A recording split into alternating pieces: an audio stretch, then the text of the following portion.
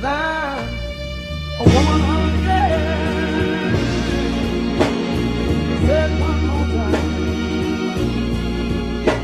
this is a man's world.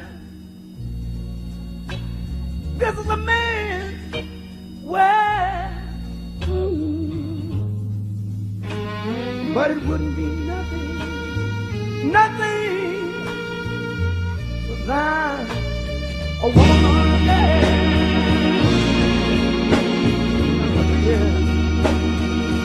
You see, man made the car to take us over the road. Man made the train to carry the heavy load. Man made the electric line to take us out of the dark. Man made the boat for the water, like Noah made the ark. This is a man, but it wouldn't be nothing without a woman on the bed.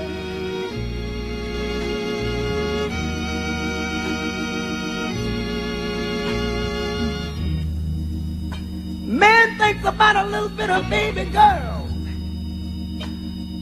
and a baby boy. Man make them happy. Why she just won't start? But she just keeps the song. Oh, hey! Cue or nothing. I'm telling you, no point finger. Ridiculous. Wow, and you're supposed to come here to learn how to do radio. Sad. That's a waste of time. Yeah, 5, 4, 3, 2. Hey, what's up? How you doing? She's a bitch. I'm Lewis Dix. TDP. John Lemon is on his way. He's he had an audition. No, you're not ready to come on yet. It's like The View. You got to go to the green room. Yeah, you got to. Yeah, and that's the wrong president on your jacket. It's cute though. Yeah, it's a nice I jacket. thought you meant the one on the Nice. shirt. Now he can No, make the sure jacket.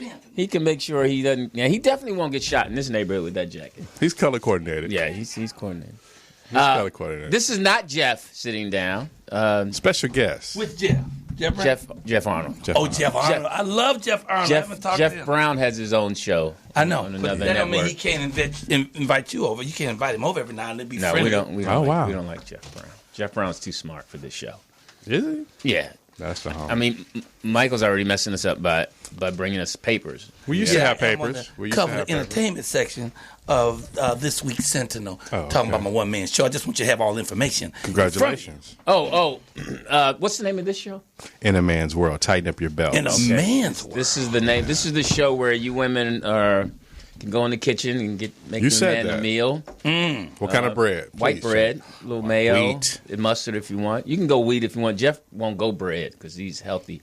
We I got to say go white honey bread. mustard. The other mustard is not I like good the for brown mustard. you. Brown or And, honey. is Add some good. couscous. Yeah, and make him a good sandwich and get him some juice. And 7-Eleven got it on sale 2 for $3. I bought 2, but then I walked in and someone said you didn't bring me one, so I gave it. Well, I got to address to you. something real quick because Michael Colyar just said couscous. So, Well, I'm stuck with a vegetarian. so the first time I had it, we doing the little shoot with Stephen A. Smith and everything. Oh, And, right, Stephen A. Smith. Shout out to Charlie Mack because I was like, man, what's that show? That's couscous. Oh, I ate it. So I'm talking there for like 15 minutes, and all of a sudden I got to go to the bathroom. Oh, they clean They that just started shooting and everything. He said, where you go? I said, man, that goddamn couscous. Oh, went through you. Went right through me. Yeah, That's some good stuff. That's why I eat stuff that stops right in the colon. Yeah, you eat bad. Yeah, I We eat got that. to eat these animals, people. We got to eat these animals. You You know, should. when I eat a chicken, I'm doing the Lord's work. For those of you, That's a good point. For you 6 listeners out there and viewers, thanks 7. My woman listening right now. Okay, Oh, cool. bless her heart. We have the That's one and right, only go on. Michael Colyar. World famous, world renowned, often talked about. Has a POTUS said he's doing his one man show. I'm like, he always does a one man show. No, it's But different. this thing. is a different. No, this is an actual play. You know, a lot of times you hear a comedian talking about doing a one-man show, you think it means some comedian going to do a long comedy show. No, this is a 2-act play. Roger, you have furniture, you have a set, you have a... furniture, a set, it's a 2 play. acts, it's a play. You got a stage manager? Yeah, absolutely. Because Jeff Arnold is the stage manager. No, so the greatest in the world is Malika Blessing. Okay. Malika Blessing? Oh, yes. She's off the chain. Bless her heart. Oh, I see in this picture you have the same jacket. Which jacket is that? In this picture, is that the same jacket? Not at all. It's just black. No, just not at all. black. That one's just black. You see the MW on there? That's a different one. Oh, okay. Yeah, that threw me a little bit. Yeah, that's Mac same wear color right scheme. there. That's Mac wear. This here is Barack Obama. And you I had like that- to keep the matching watch, so when white folks ask me what time it is, I flash the Obama watch and say, check for yourself. Then they scream and run down the You've street. always been coordinated. I had to coordinate. It Yeah, can't be. the whole lot. Yeah, be, man. you've been coordinated since we first saw you. Yes, sir. So what was the inspiration behind the one-man show? Can we talk about? It's Can we build up so to that? much. We Okay. are there. All right, we're there. Were they already? Yeah. No, I don't know why we're there. Very quick build. We got other But I like shit. that quick This- build. Me too. I got a place to go and people to do. I almost missed my coffee coming here. Okay, You're a coffee drinker. actually I am. Have I you been am. a coffee drinker your whole career? Yes, I like coffee. You know, it keeps me awake. So know. you were a coffee drinker before the trend came. Before anything, yeah, I was a waiter in Chicago when I was like 19, 20 years old, and I had to get a big old mug of coffee just to stay awake So to you're- make it through that shift that started at 6 in the morning. So you're a Maxwell House guy or a Folgers? Neither. I like Starbucks. And I Well, generally before like- saying Starbucks, coming up. Before. Oh, before that, yeah. What's the one that percolates? Do do do. Mr. Coffee? What's that one? I'm not They a would coffee show the guy. percolate. Are y'all old enough to remember percolators? Yeah. Yeah. Oh, okay. All right. See the coffee hit the top of the goddamn glass. Hey, we ceiling. get up to go to I bathroom like at least Folgers. 5 times a I night. like Folgers. So, I like okay. Folgers. Folgers. Okay, so that was the coffee. Now, were your parents coffee people? Absolutely. Okay. Yeah, big drinkers. My mom was a coffee. We had to save her milk at the. Now, I don't.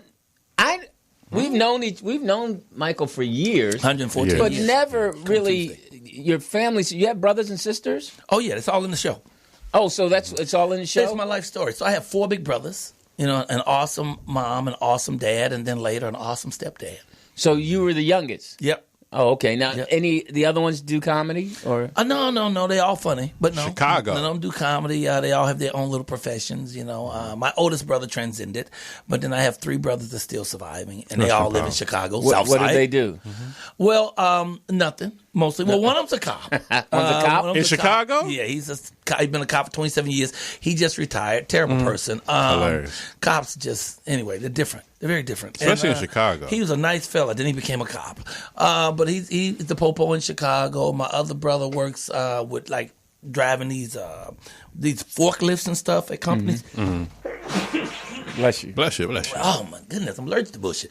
Okay, and so so he drives Hysterical. forklift, and my oldest brother just between jobs. Okay. He's been between jobs for 32 years. Good. And so, how long were your parents married before? 25 years. And then they.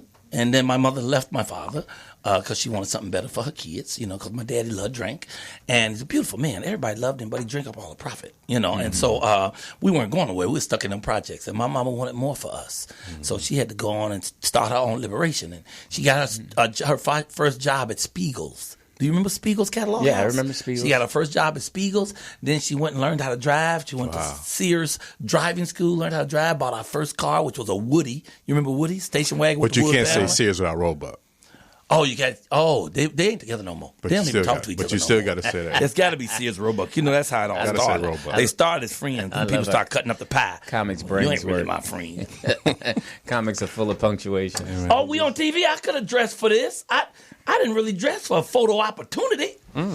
Hi, my folks gonna see this? Yeah. Hey, everybody. Okay. I'm Your sorry. wife is listening. Now, it seems like to me, I remember we all first met you on the beach in Yep. Venice. We were all in awe of how you were able Well, to let's just- control. let's Now, did you tell the first truth. meet me there, or did you first meet me at Comedy Act Theater?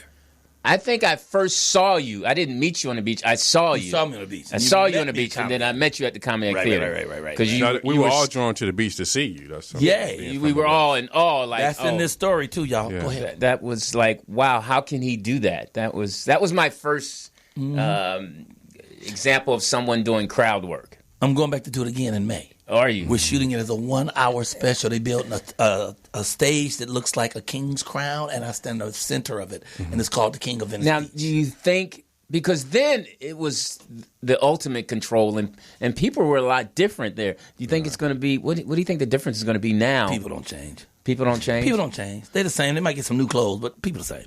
Do you remember what street you was on? Was it the 14th? No. I was on a boardwalk at it was down from Windward. Windward was the center. Mm-hmm. I cannot think. And this of is the Venice name Beach, off the top of my California, head. guys. But down you're still in the down beach. more towards Santa Monica, not Venice, though. No. I was in Venice, in the center of Venice. Okay. You know, I'm trying to paint the picture. Yeah, but it's the center of Venice Beach itself. So and so that street is Windward, which is the very Windward. center. That's the vein. And then I was one block south of that. Mm-hmm. Yeah. Mm-hmm. Who was one of the? I know a lot of famous people came down to see you. Who do you remember being in that crowd? Tons of famous people. Everybody. Snoop came. Tupac came all the time. He's an instigator, so he tried to get comics to beef against each other. He wouldn't get in a part of the actual beefing, but he'd get y'all going at each other, and he'd sit back and laugh. He was just like your little brother. He was just so fly. Lawrence Fishburne, who was Larry. Leon. You can't call him Larry now. I call him Larry once. He's like, my name is Lawrence. Larry is dead. I said, no shit. What killed him?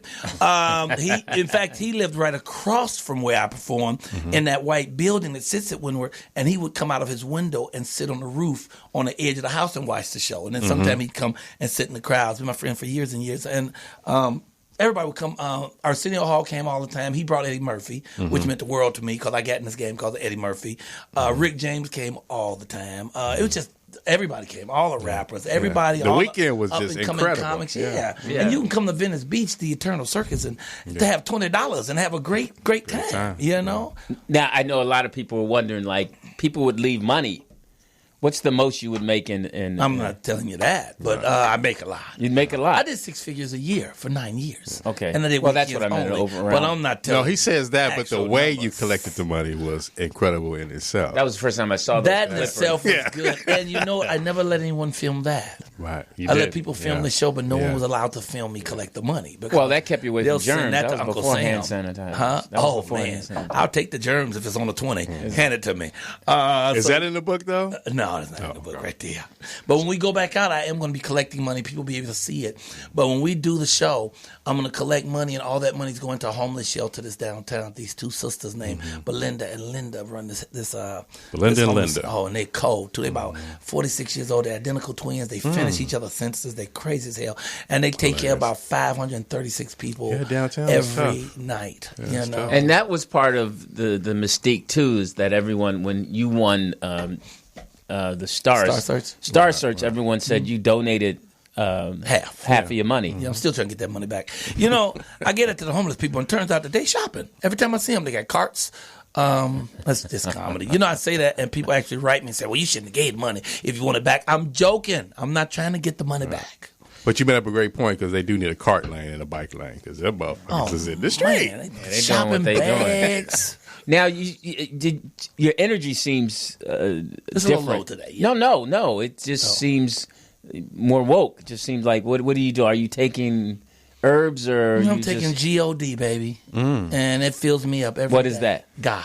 Oh, Can't spell? Hey, man, I was just. Good thing it didn't have 2 syllables.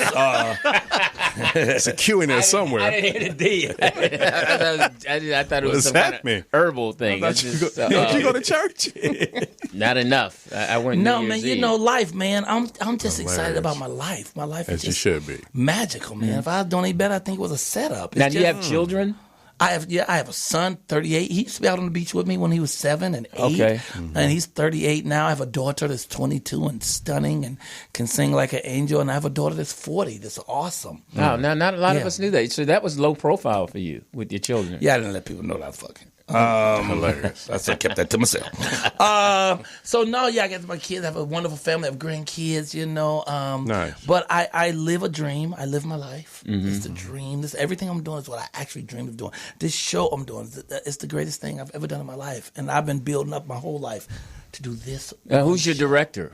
The initial director was Iona Morris. You know Iona? No, I probably know. No, Her I wouldn't dad see- was the great Greg Morris, the brother from Mission Oh, Impossible. okay. Iona Morris is one of the leading directresses of one-person shows. And she's also the director of All the Children on Blackish. And she just she has a workshop to teach you how to do a one-person show. Okay. Although I actually got my training for that from Don Reed. I was about to mention that Don is one of the leaders in his Don one-man Reed shows. came to my home. I paid him.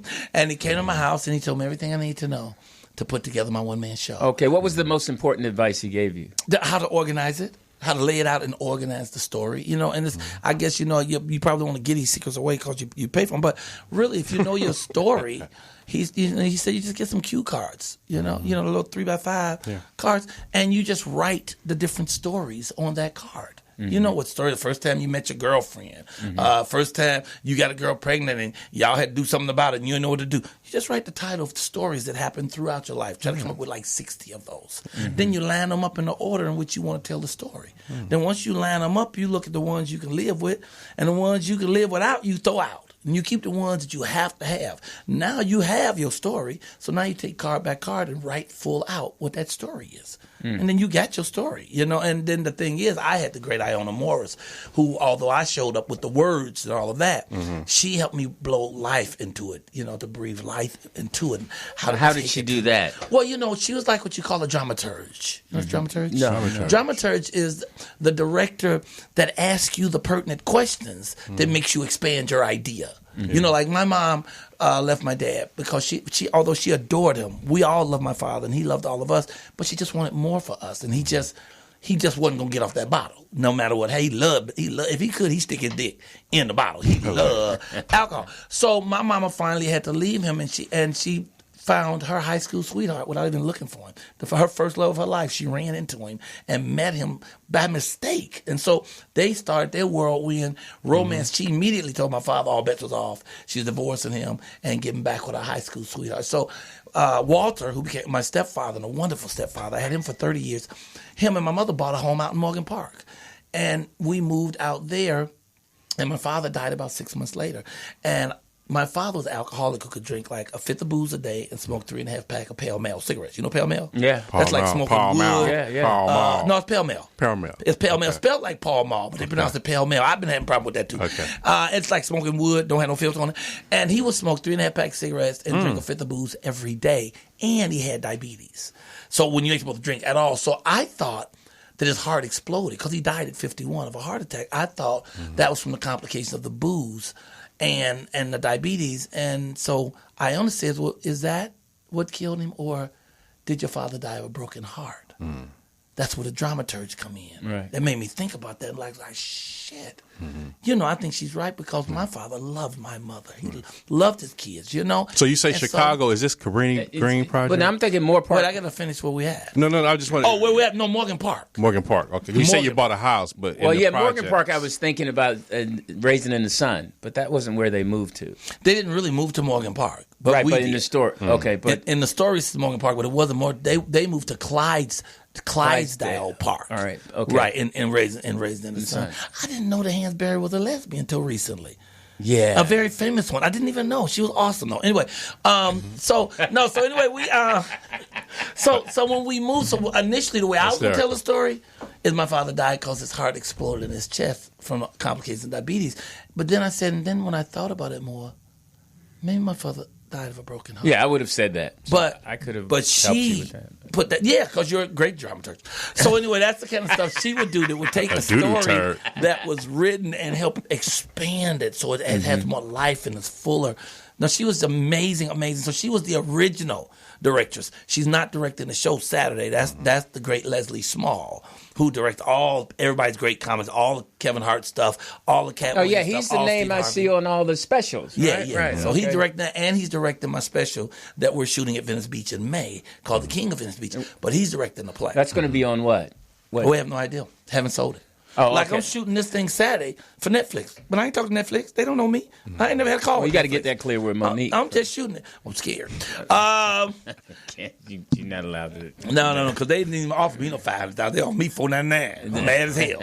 No, so no. So I don't. Yeah. I mean, the thing is, if you have your dream, build your dream. I'm shooting it with the specs that will be able to sell it to Netflix. But I'm telling everybody, I'm shooting it for Netflix because that's what I'm doing. Now, if Netflix say no, we don't want it, That's fine. Right. HBO, Showtime, Cinemax, somebody gonna take it because it's a brilliant show shot by a director that knows what he's doing with music by the keyboard player from Earth, Wind and Fire, Myron McKinley, and then I wrote an opening song that's off the chain that I guarantee is gonna win a Grammy called "I Love My Mama." Now, what makes Guaranteed. Leslie so creative and smart? What did you get from him? Well, I think part of it is because he's been doing this for so long with all the masters, so he's learned all the things. He knows what to do, and he's plugged in to everybody. Every network knows who he is because he's delivered the work to them. So that means when I walk in with this show, I'm coming in with a trusted artist that knows how to shoot the right specifications for it, and I'm already bringing the show because the show is the thing. Now, did you ask him to do it, or how did you guys connect? I threatened him.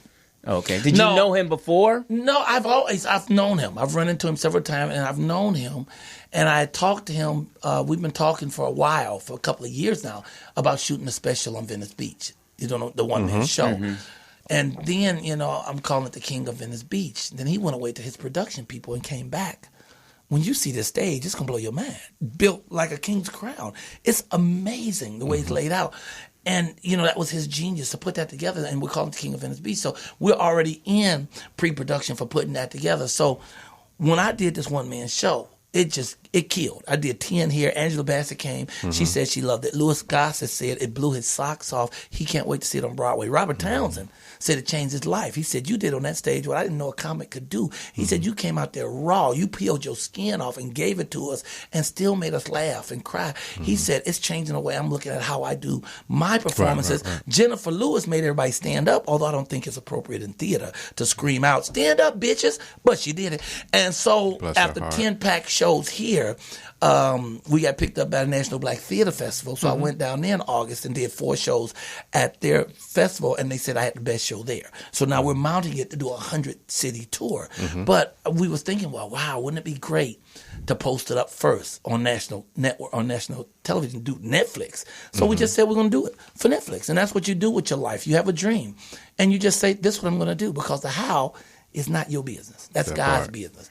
Your job is to have a passion about it, to hold on to it and to mean it and go forward and work towards it. And so we said, we're going to shoot it for Netflix. So I said, if I'm going to shoot it for Netflix, who's better to shoot it than Leslie Small? So when I called him and he said, yeah, I do it, the rest is history. Now, on this show, we focus on men and the things that we go through. And so what is this show saying? A lot, too. Y'all must have a hell of a show. Yeah. What you missed the dancing chapter. What is this show, do you think, particularly is saying to young men and older men and men, in the this show? Yeah. Your show or the play? No, your show, the play. Oh, because it's the evolution of my life. It's going to tell men and everybody about struggle, but also how to come back. How to believe in yourself. Because it's called Michael Colyar's Mama. And because of my mother and God, I love the person I look at the mirror now. I did crack for 23 years. Never knew as that. Of March 1st, why'd you stop at 23? Why didn't you go for 25? Yeah, because I thought that wasn't a prime number. Oh, so for 25, you could have got a watch. Yeah, see, that's true. Shit. And God hates a quitter. I should jump back in for 2 years. So as of March 1st, I have 7 years of pure sobriety. So the people who are watching this what do you mean by pure sobriety? That means real, like once I'll call myself sober because I stopped doing crack, I stopped doing cocaine, but I still smoke a joint here and there. I drink a little wine, I drink a little cognac. I got friends who think they sober, but every now and then they have a little sip here or they smoke because before they were full-blown addicts. Yeah. But because now they just take a drink every now and then, or they smoke a joint every now and then, they feel they sober. You're not fully sober unless you ain't doing none of that shit. Like me, I won't smoke it, toot it, sip it. I won't have to shoot it. I won't have anything to do with it. I wouldn't care if I hit the lottery for $100 million. I wouldn't take a sip of shit. That's what I see. That's what I'm feeling. It's just a difference. It's a different energy about you. He's a crack vegan. Yeah, I'm a crack vegan. I'm writing that shit down. That's going to be in the show. You might as well. A crack vegan. I love that.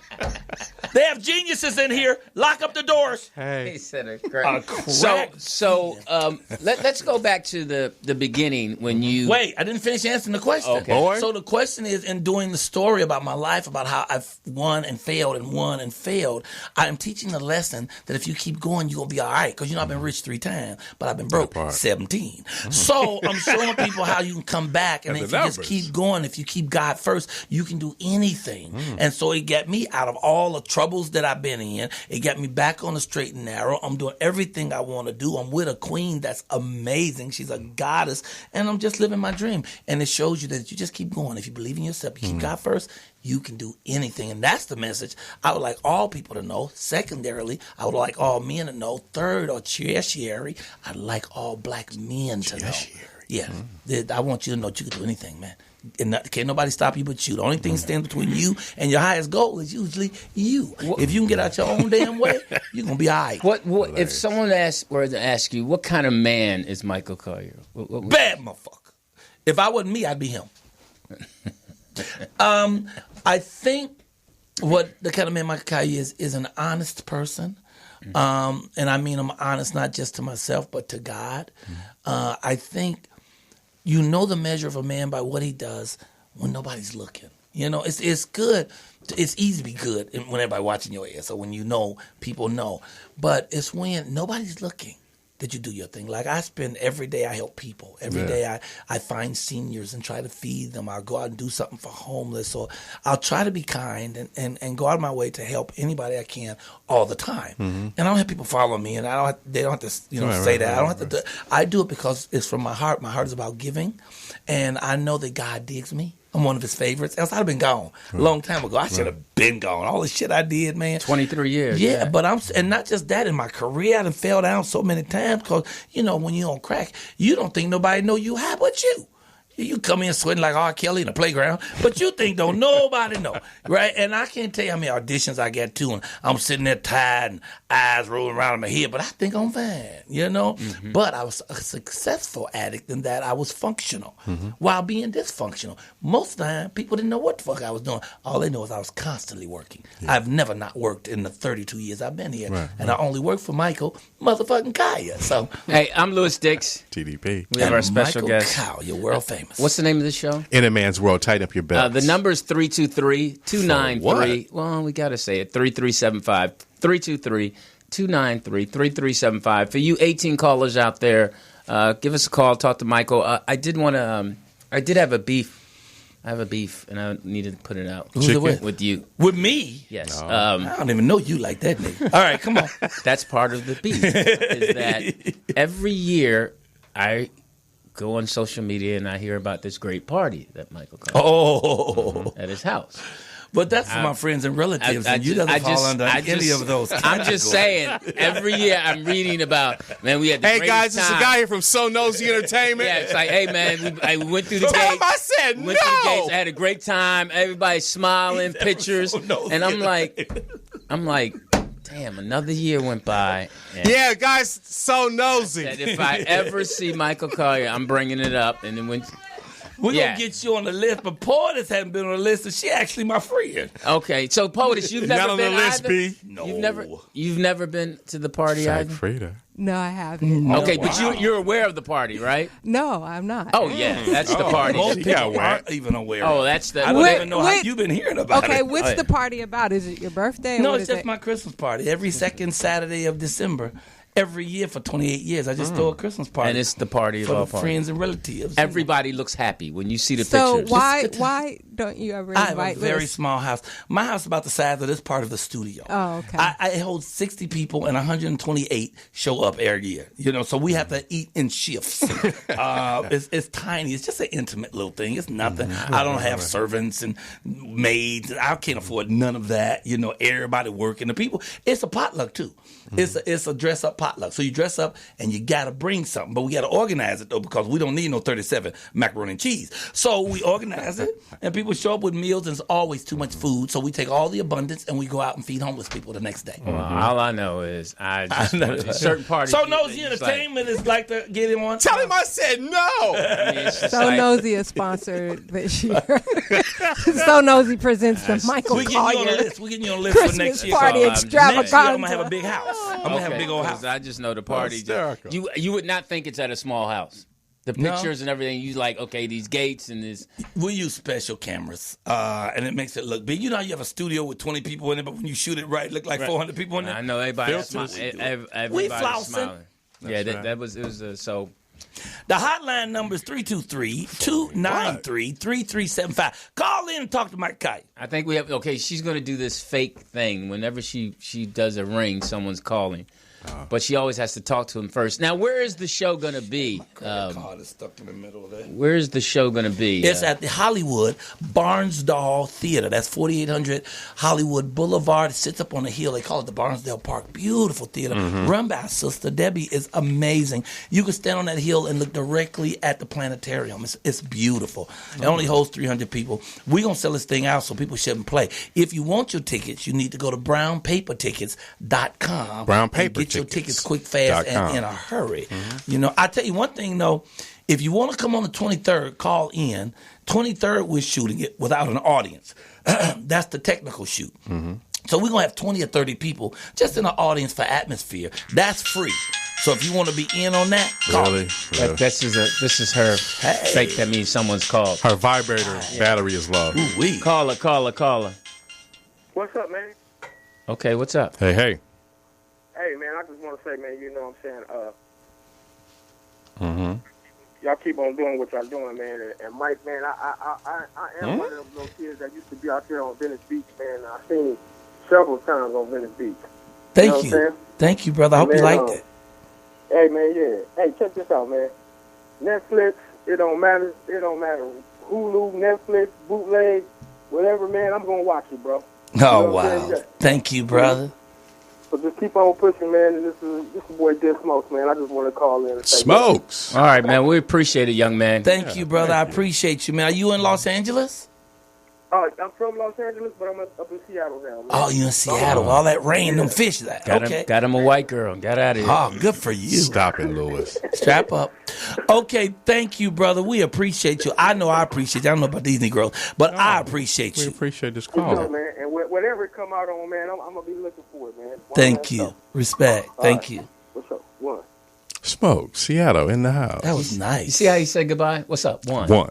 That's right, That's baby. the- One. Young people. I'm with him on that. One. He laughed when I said he had a white girl. They get the white girl. Because they didn't want to admit it. They go right to Seattle. We just laugh and keep She's it moving. light skinned. Is your queen black? Absolutely. I mean, I'm just. Green eyes, dreadlocks to her waist. Oh, okay. Yeah, if you catch me with my arms around a white woman, I'm holding her for the police. Yeah, that's a good Shit point. just went down. Now, how was your experience doing your Bounce TV special? I saw that. That was so nice. It was so good. I don't understand why I haven't done more work with Bounce TV because that was a brilliant, brilliant show. Now, did they know you were going to run out?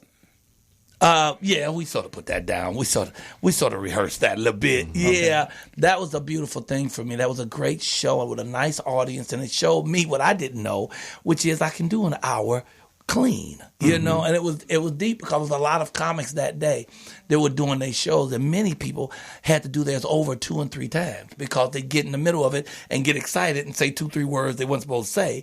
They had to bag up and reshoot it, but I went and shot through that whole thing with no profanity, and I was like, oh, I could probably do some like churches and things like that, you know. I mean, church is chicken.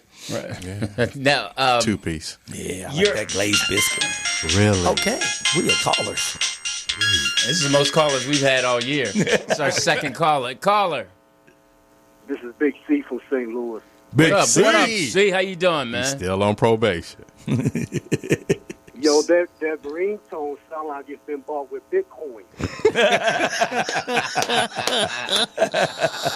Now, Michael C Scan your is phone, homie. one of our callers who's been married 24 years. Oh, a couple nice. Kids. And he keeps us on our No, in our keeps man you. code. Keeps He me. keeps you. He doesn't allow us to say suspect things. And, Big C, I was married for 24 years too. But you knew Brooks. Yeah. We were married. We were together 28, married 24. But you know, it was a good run. Yeah. Yeah, But you when put it's her on over, Facebook. it's over. You know. she all on Facebook. Oh yeah, we came out publicly together and sat on the radio show and said we've decided that we're gonna go our separate way. Mm-hmm. That's how you do it. You know, if it ain't working, but it is a monumental thing, sir, for you to still be together for 24 years, man. Keep loving her, keep her close to you. You ain't gonna never find anybody gonna love you like she loving you because she's put in the work. No doubt, no doubt. How you doing, sir? Man, I'm supercalifragilisticexpialidocious. If I was doing any better, I'd have to be twins. You know, when I first signed on to the show, I'm like, damn, Lou and them guys are doing it big. They got Ben Vereen on here.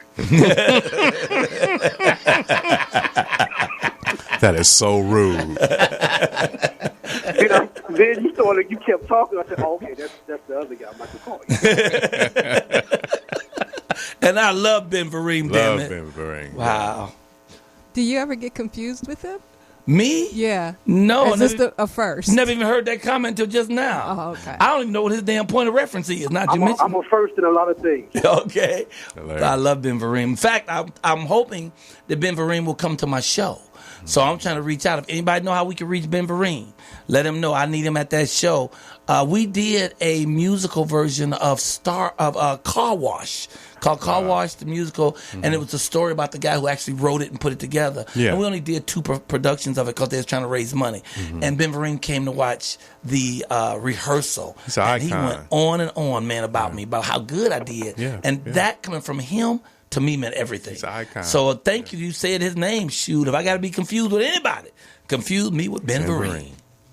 Listen, you mentioned something earlier, and then I'm going to say this, and I'm going to jump off. I'm quite sure that other people want to get in. No, ain't nobody else. Go ahead. Yeah, I doubt it. Hilarious.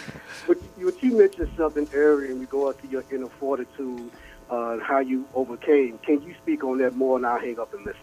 Well, I just, I just kept Mr. C, praying. St. Louis. I kept praying more than anything else because I was just tired of living that way. I wasn't achieving anything. I had plateaued. I was already, I was making money. I was working on the regular, but I wasn't hitting a zenith. I wasn't really taking off. And you had to stop sometime and wonder, what's the reason? You find out the reason is you.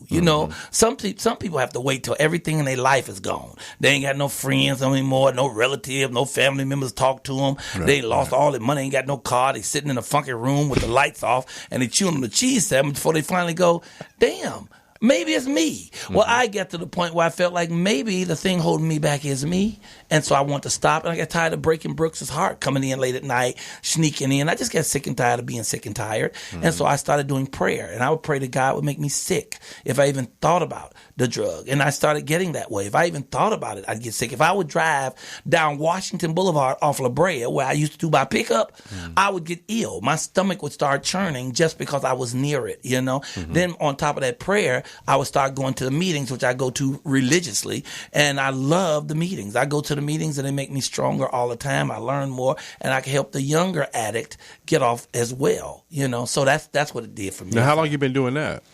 For 7 years. So when you've seen it come from crack to pills, is it different going back to the meetings to hear those different stories? Well, I don't know anything about pills. Okay. I ain't do no pills. The hell you talking about? No, I'm saying when you go to the meetings. Oh. And the younger generation. Oh, no. But see, what I go to an AA meeting. Okay. So my AA meeting, they don't talk about pills. If I went to a narcotics, if I went to NA meeting, I would hear about pills. So I don't really know about that. Okay. And in the AA meeting, they don't really want me talking about my crack addiction. So it's just alcohol. They want you to talk about alcohol, but I really wasn't a drinker. I prefer to smoke my drink. But when I go up and speak, like I'll go up for my birthday to get my cake and I get my minute, I'll talk about my crack addiction but you just have to admit first that you're an alcoholic to stay in the Alcoholics Anonymous meeting, But that gets me in the meeting. But addiction is addiction. It don't matter whether it's eating addiction, if you're an EA, it don't matter what thing you're in that you're addicted to. The addictions are the same. You want to change what you're doing. If you want to change what you want to do, you want to change your mind. Change your mind and change your life, Now, you mentioned this. I wanted to ask you this because there were a lot of, like you said, you and Brooks were together for 24 years. Uh-huh. And when that happened, a lot of people had their own opinion about what happened. People always got opinions. Yeah, and you heard them, I'm sure. Uh-huh. And how because you said, and I didn't know this, that you and Brooks sat down and made a conscious decision that we're going to go separate ways. You went to the radio. That wasn't the narrative around you. So how did you? Did you actually pay attention to it? Because that's not what I said. Because that's not what we did. I said we sat down together and announced we were going our separate way. I didn't say we sat down and decided. We didn't decide. I left. I was leaving. I was ending the relationship for me. It no longer worked for me. So I was leaving. And once that was clear, that we weren't going to be together anymore, then we sat on my radio show together, which we co-hosted a radio show, and we sat together and told the world we're going to go our separate ways. So you made a decision. Oh, yeah. And I think it's received differently when a man decides that. Why you say that? Well, because when a woman says, I'm leaving a guy, it's, oh, good, but about time you got out. When a guy does it, he's doing her wrong. Oh, he's being callous. Yeah. And a lot of people put that out excuse there. I want to step in. Jeez. Yeah, just jump in the man's conversation. I want to step in. Now you made me forget. But Thank you.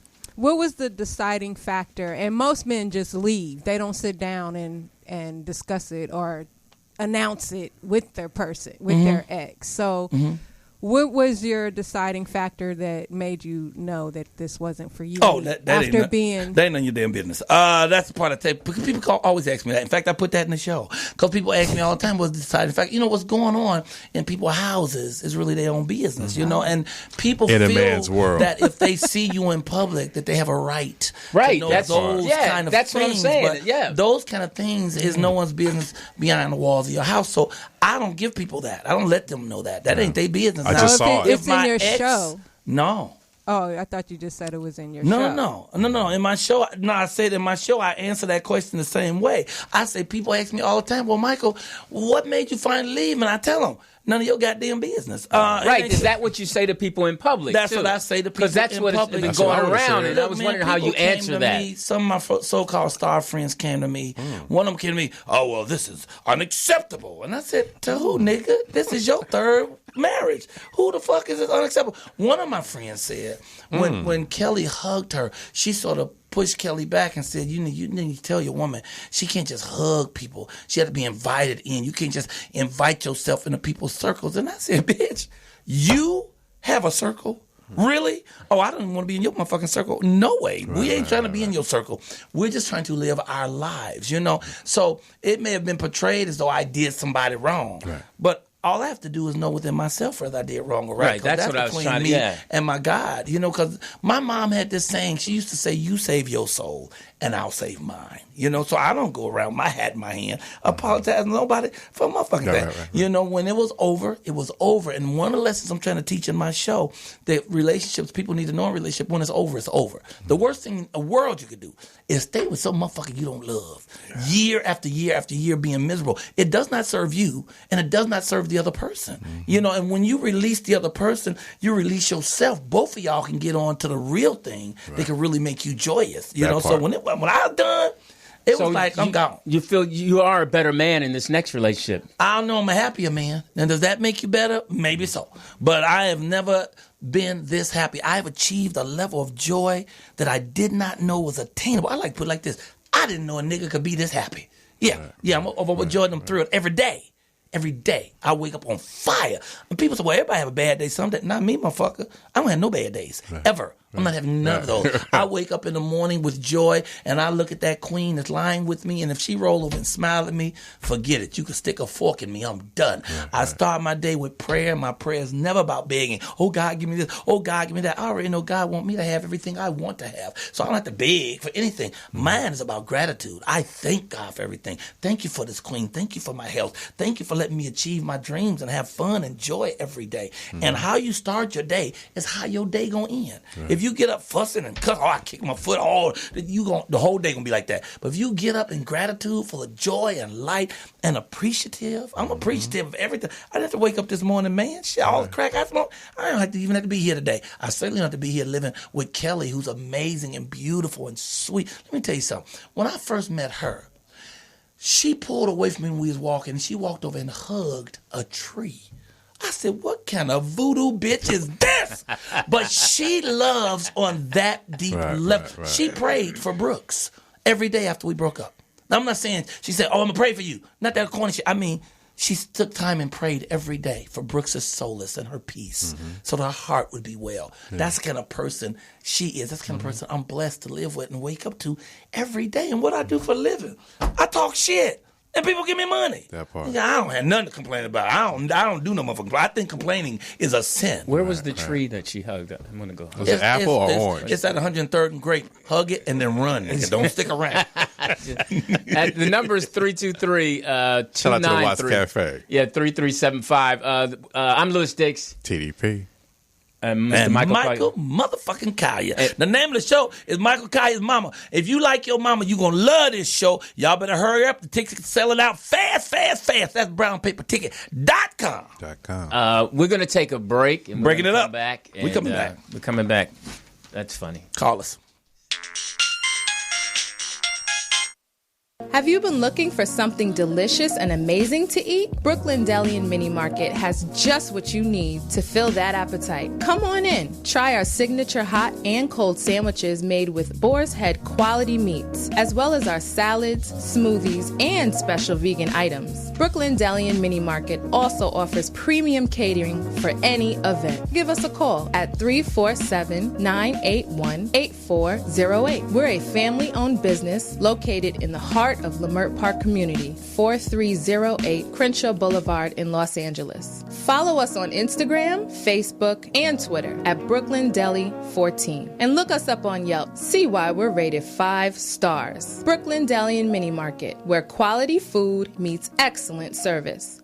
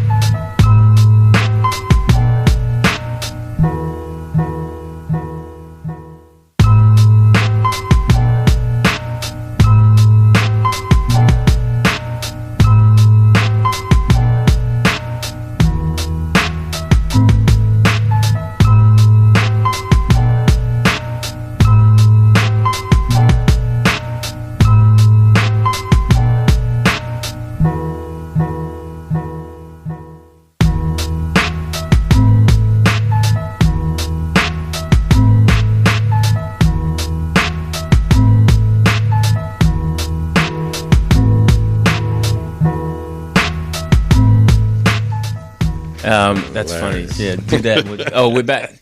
Still, you won't just say, "Hey, we're back." And we're black. Oh. God, did you see her? She I can't believe you did that. That was rude. Yeah, my God. Hey, I'm Lewis Dix. TDP. Michael Colyar. And what's the name of the show? In a Man's World, tighten up your belts. Tighten it up. 323-293-3375. We're here with Mr. Michael Colyar. And you guys saw the flyer up. He has this one-man show entitled Mama. Show. The one-man show, it's going to be when, TDP? It's going to be February 24th, y'all. That's next Saturday. 8 days from today, okay? You have one more opportunity to miss me. I've done this thing 10 times in town. Y'all missed it. But this is off the chain. I'm going to be so good, I wish I was in the audience watching me. Tell your mama and them to come, too, because mamas love this show. I ain't lying about that either. At the end of the show, mothers come up to me and hug me. And they say, if you ever want a home-cooked meal, you just come to my house. And, of course, the addicts and anyone who knows addicts love this show because it's a revelation of not just my survival, but how they can survive too. Because you know, when I first got off crack, I missed it. You ever miss crack? Anybody? No. Y'all, man, you don't even know what it's like. I missed it like that bad girlfriend. You know, want to fuck real good, but she crazy. So as soon as you get through, you want to get the hell out your house. Don't you call me no more. You can get the fuck. Anyway, it's off the chain. It's called Michael Colyar's Mama. And you can go to www.brownpaperbag.com. Brown Paper Tickets. Oh, I'm sorry, brownpapertickets.com. Yeah, you be out there sitting on the curb with a brown paper bag. Brownpapertickets.com. Don't confuse it with your shit. Hey, it's a lot of social stuff going on. Yeah, I mean, shoot him too. Yeah. That whole. What's your take on? Well, the number one thing is this shooting, this young boy. Oh, shut all the folks. Yeah, the same as usual. You know, if he's white, obviously he had some mental condition. If he's black, nigga, just bad. Right. You know, I just don't like how everything's always portrayed. You know, they say that racism don't exist, but it exists everywhere. But it's always in black and white. You know, I was in Chicago. It was snowing so hard, I come scrape the ice off the window. I couldn't get it off. Somebody said, because that's the black ice. That's that ice that's thick. That's the black ice. How come when the shit is bad, it's black? It'll spin you out. If it's snow and it's fluffy, it's white. But when the shit is bad, it's black ice. If you go to a funeral, everybody wearing black. But you go to a wedding, they're wearing white. Everybody ride the bad guy, ride the black horse, black hat. But the good guy comes in white. But then when they want your money, nigga, it's Black Friday. Kiss my ass. Okay, my take on is that they just gonna find an excuse for him because that's what they do. Okay, we understand what this means. It's a caller. Uh-oh. Hello. Hola. What's going on, brother? What's happening? Hey. Who is this? This is Calvin Haynes from San Diego. How you doing? Hey. How you doing, Calvin? Big fan. Much respect to Michael Colyar. Thank you, sir. Thank you. I hope you drive up here and see this show then next Saturday because San Diego ain't that far. Ain't too far. That's it right. Ain't too far. I might have to do that. That's right. Maxine Waters is in San Diego this weekend, and she said as soon as she finished her conference, she's driving up to be at the show, brother. So you should try to make that, okay? Get a ride with her. Yeah. Y'all need to carpool. I'll do that. All right. Hey, I want to ask you guys something. I love all the behind-the-scenes stuff, you guys. That's why I listen to you guys and your boys over there at the other studio and all that. But I want to ask you guys what you guys thought about Kevin Hart taking over the Foxhole.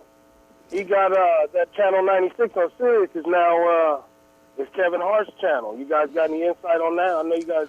I didn't. Could I say? Well, he's launching his brand off of that channel. That's already Right, that's how I want to see it. I don't think that he's taking it over from Jamie Foxx. Jamie Foxx just isn't doing that anymore, and now he's launching. He is in a spot that's now open for him to launch it in. Right. But I don't think he's taking over from Jamie. He's doing his thing, and Jamie's doing theirs. There's two comedy kings out there getting their paper, and most of them are also providing jobs for other people. So I'm happy about it. Yeah. Yes, sir. Well, I mean, he done took the channel, changed the name and everything. It's Laugh Out Loud Network. Yep. And you know how Jamie used to bring. Okay. Yeah. You guys familiar I've been with listening to it. Yeah. That's a launching point. Yeah, I've been listening to it. It's good stuff.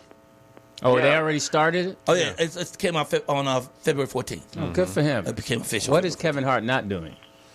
Shit, he ain't doing as much as Steve Harvey shit. Steve Harvey got 19 shows. He just got another one. Now he's going to do Apollo.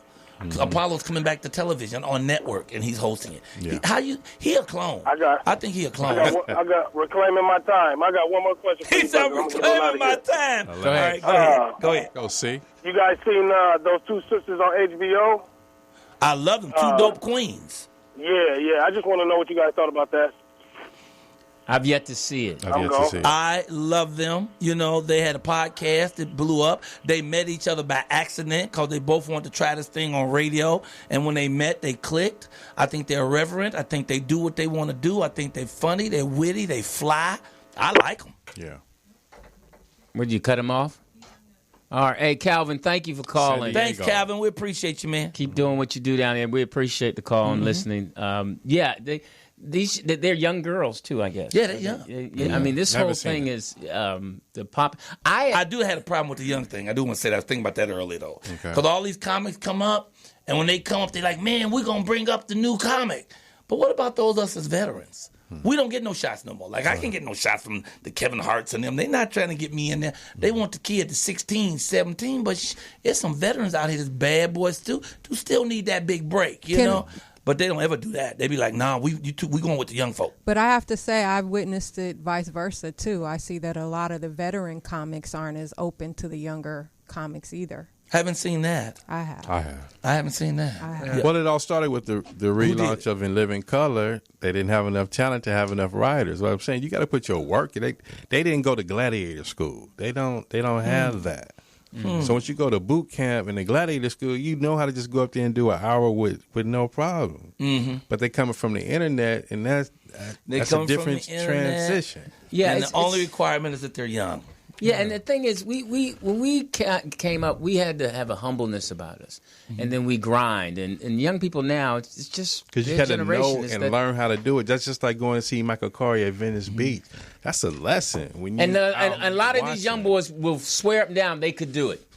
And they might be able to do it for 2 minutes. They might be able to There's do a it for lot 2 of minutes. living room comedians. They're hilarious in the front room when Aunt Bertha and them sitting on the couch. But when you got to stand on that stage with that direct light on you and the pressure's on, then the proof is in the pudding. We find out if you got it or not. Yeah, because you have to have something to say that sticks. And I like the young guys. They have a lot of energy. They're like young athletes. That's why they have freshman teams, JV teams, and varsity. And a lot of guys got to play freshmen first. But I don't like to cast aspersions on anybody, though. I just hope everybody get a chance. Get out there and do your thing. One thing for sure is if you keep doing your work, you going to get a chance. And you ain't never got to count on any one entity or any one person or any one group, because a lot of folks will try to shut you out as a group. They'll get together and become a clique. So you ain't working with nobody in the clique. Don't worry about that. There's so many folks that don't know them motherfuckers. You just go over there and work with them. If when people tell you no, that don't mean you can't do something. That just means you can't do it with them. Just keep moving before you know it. You doing your own thing. And them same people who wouldn't let you in are the ones telling people, I'm the one gave him his first break. It always happens that way. I want to salute Tiffany Haddish. I'm loving watching her ascension. It is amazing, Yeah, she's on. And she's handling it with love. She's literally and joy. on fire.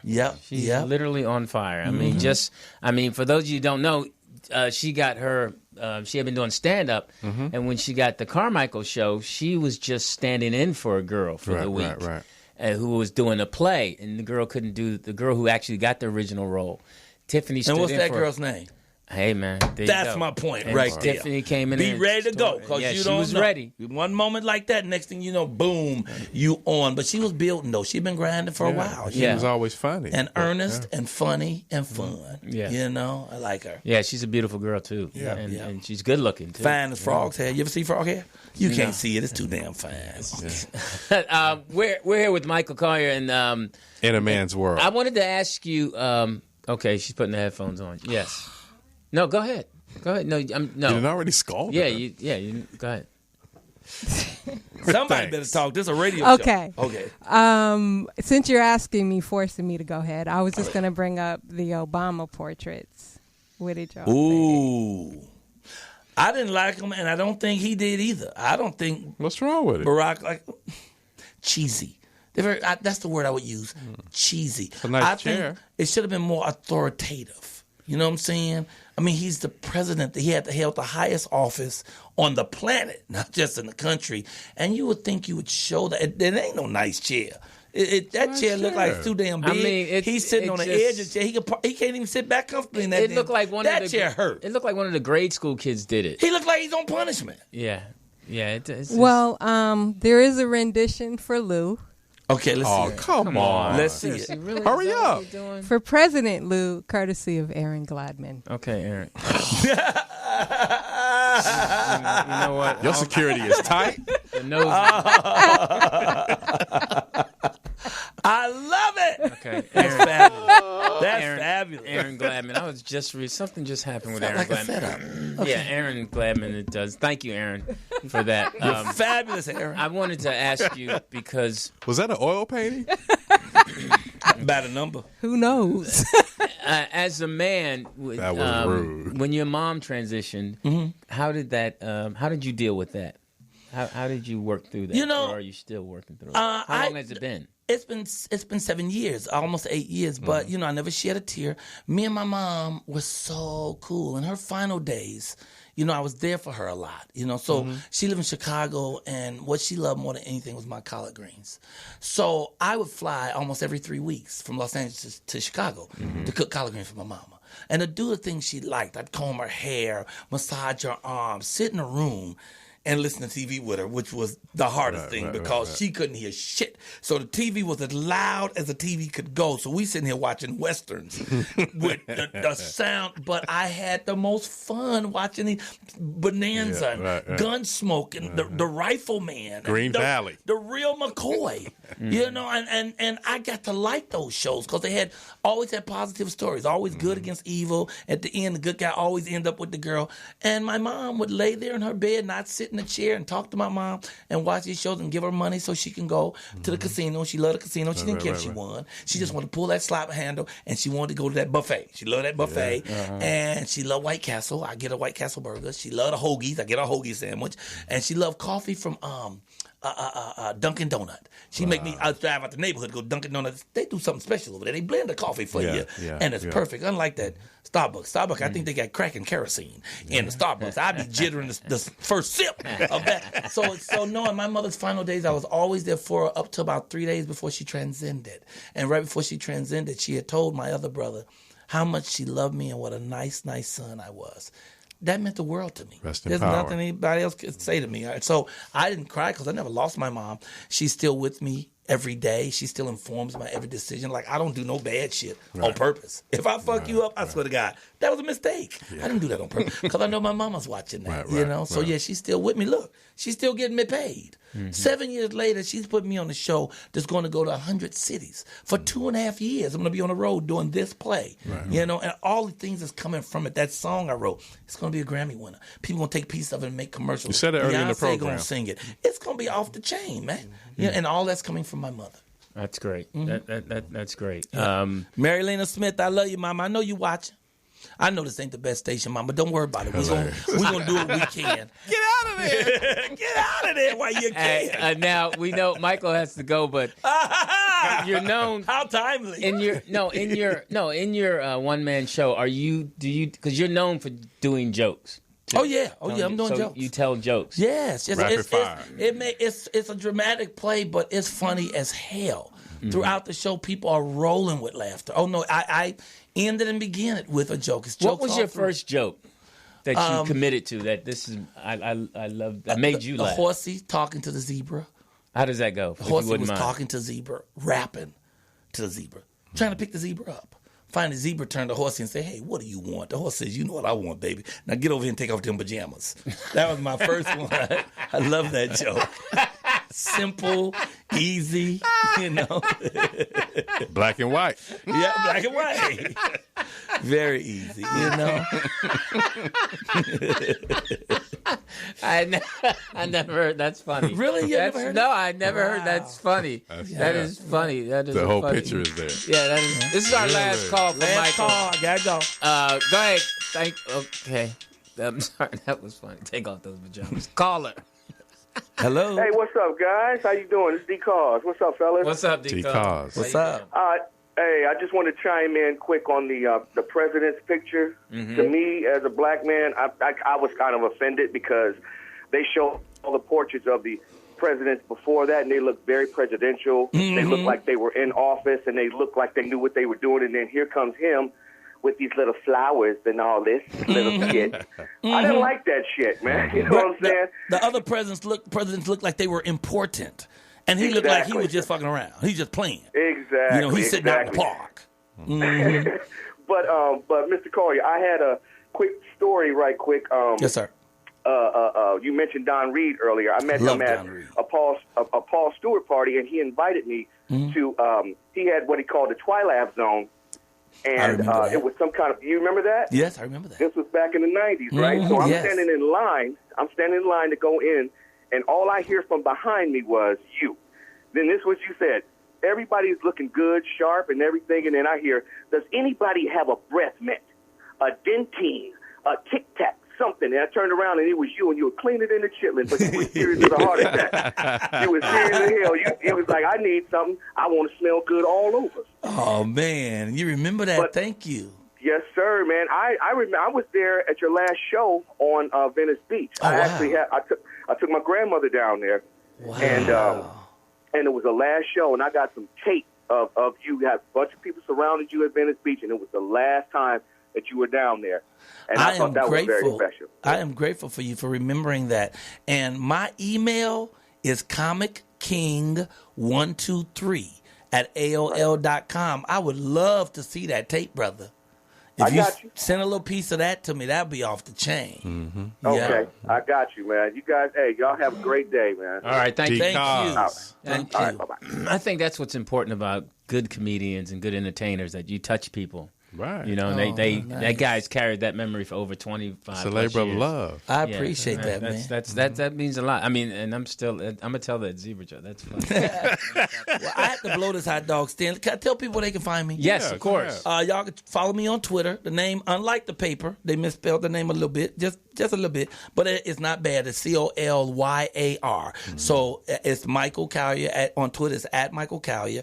On Instagram, if you have any Michael Colyar pictures out there at all, send them to me at Michael_Colyar, Colyar. We just built a brand new web page for me. That's therealmichaelcolyar.com. If you go there, it tells you every show I'm doing. It tells you about the plays, how you can reach me, and everything. Follow the books in the store. Everything is on there. And if you want to write me, like I said, it's Comic King 123 at AOL.com. I return all my own calls and messages, and you contact me, I will get right back with you quick, fast, in a hurry. But you want to go to brownpapertickets.com to get the tickets for the show next Saturday, which is called Michael Colyar's Mama. I am very grateful that y'all allowed me to be on the show. Hey, thank you for coming. And this was wonderful. Thank you. Hey, it's right here on our website, guys. Make sure you get out and see it on the 24th, and I'll let you guys know next year how the party went. Heck yeah, you will. You'll be there because I'm about to buy a big house. Okay, thanks, Michael. I love y'all. Thank See you later. Respect. Pleasure. Thank you, always. And let me just say, me and Lewis Dix got Alec Haley's. Me and Lewis Dix go back 100 years. We got roots. Yeah. We go all the way back. You know, I started Comedy Act Theater on day one with Robin and them, and we weren't even at the Regency West. Right. We started around the corner at a place called Siswa. 2 Africans ran it. And we did it for 2 weeks, but he wanted all the money. So we went around and found Regency West, and then we did it from there. And then you came along and started working the light, and I watched Robin actually mentor you and bring you along. Yeah, all of you guys did. Yeah, all so- of you guys. so That's it's why a I said great I would history we watch have. you and to be able to tell a joke was what you did. Ain't God great? And it stopped a lot of people from trying to tell jokes. It was like, okay, I can't tell a joke like Michael. I'm so. outie like Kurt Gotti. God bless you. Thank you, brother. I for appreciate sure. you, too. Thank you, poetess. I love you. I don't care what these guys say in here. You are the shiznits. I love you all. Have an amazing day. Let no one steal your rainbow. Remember,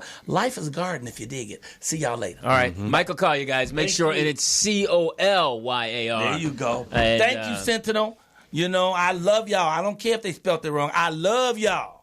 And the one-man show Have you is been Mama. looking for something delicious and amazing to eat? Brooklyn Deli and Mini Market has just what you need to fill that appetite. Come on in. Try our signature hot and cold sandwiches made with Boar's Head quality meats, as well as our salads, smoothies, and special vegan items. Brooklyn Deli and Mini Market also offers premium catering for any event. Give us a call at 347-981-8408. We're a family-owned business located in the heart of Leimert Park community, 4308 Crenshaw Boulevard in Los Angeles. Follow us on Instagram, Facebook, and Twitter at Brooklyn Deli 14. And look us up on Yelp. See why we're rated 5 stars. Brooklyn Deli and Mini Market, where quality food meets excellent service.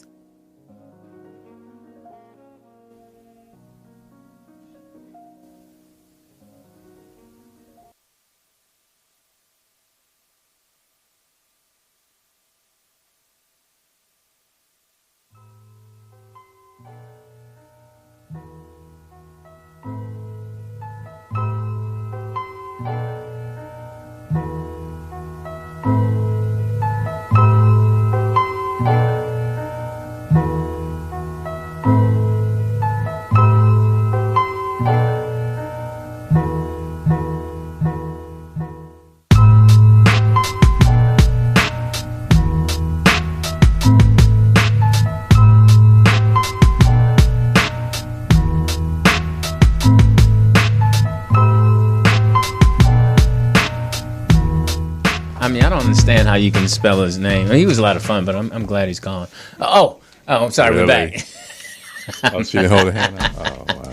Why didn't you tell us you were coming back?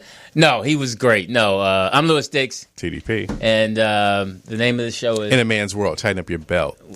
funny man, Mr. Michael Colyar. Michael Colyar, Colyar. What a treat. As he said, known him for a long time, and he's always been funny. He just seems so happy and energetic. You see it. Yeah, you can feel it. He just seems like a different cat.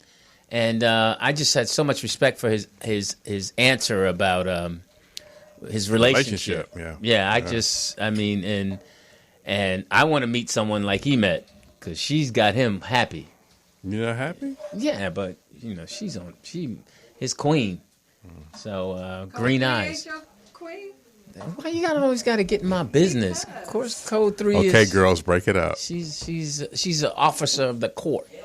But no, he's Michael Colyar has always been funny, always been strong, and I'm glad he cleared that up about hey, it's none of your business. That was a great answer. That was a great answer. And then his story about his mom, flying back, and I wanted to ask him about Chicago and how, because everyone that grows up in Chicago just has such a just a depthness to them, with all that stuff that's going on back there. Yeah, and, Chicago's a tough place.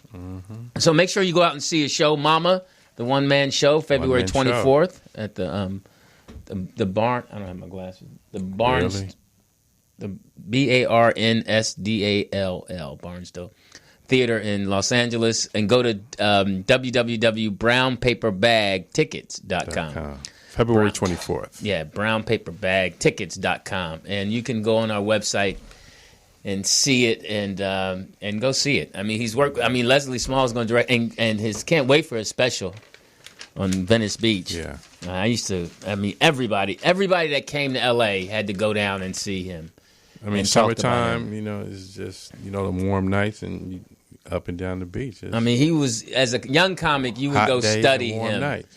You would go study him, and I have to be honest, I would study him, and during warm up, it was basically the same thing. So I learned so much from him just watching, and the way because it was all walks of people. It wasn't just black people. It was people from other countries. And if someone said they were from France, he would have a zinger for that. If someone said they were from Spain, he'd have a zinger for that. He was so well versed in bringing people in to laugh with him. Right. And that was always, I thought, unique. And that was boot camp. That was for you young comics, you should study that special, and then when it comes out. And he's just got a great attitude. I want his attitude. You want it? Well, I just like his disposition. So, things that impressed me and intrigued me, I was like, okay, I want to take a piece of that and apply it. So thank him for coming out. He didn't have to do the show. I'm sure he would have sold out. He probably sold 1-2 more tickets being on this show. That's what you feel. 18 listeners. Could you turn the page a little louder? We lost a hero. Mr. Bennett. Tony? No.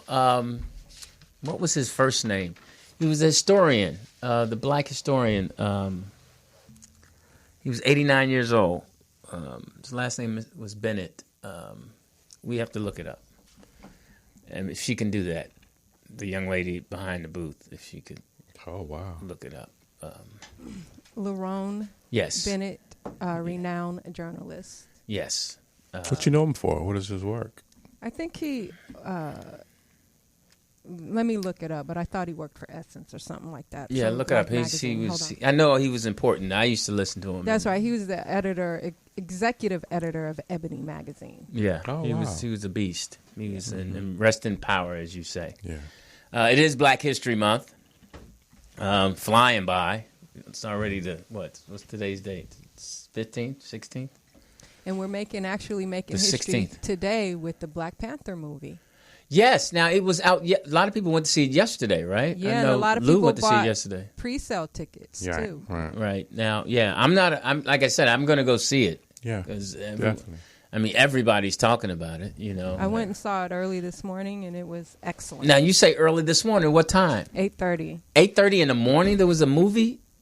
Yeah. And it was matinee. I didn't think they did matinee on opening weekend. Now, wait a minute. It was at the Baldwin Hills. So 8:30 in the morning? 8:30, and then when we walked out, it was just so beautiful. A bunch of just school kids just filled the place. Mm-hmm. Oh, so wait a minute. It was how was it packed at 8:30?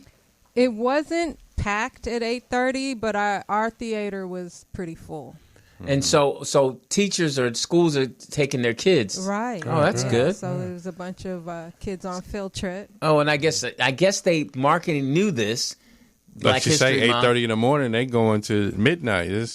What a great day at school you get to go see. Now I wonder, did these kids did they have their own lunches? That I don't know. Because you figured if they had to buy stuff at the theater, parents had to give up $20. Yeah, but you're talking about the kids, but you got to talk about the Comic-Con crew. You know, all the people The that's black into nerds. the comics. Yeah, and the white ones too. They movie hopping. They going from this movie to that movie, catching the time to see the movie. Good for them. Good See for it in these 3D. kids. You can see it in IMAX, or you can see it regular.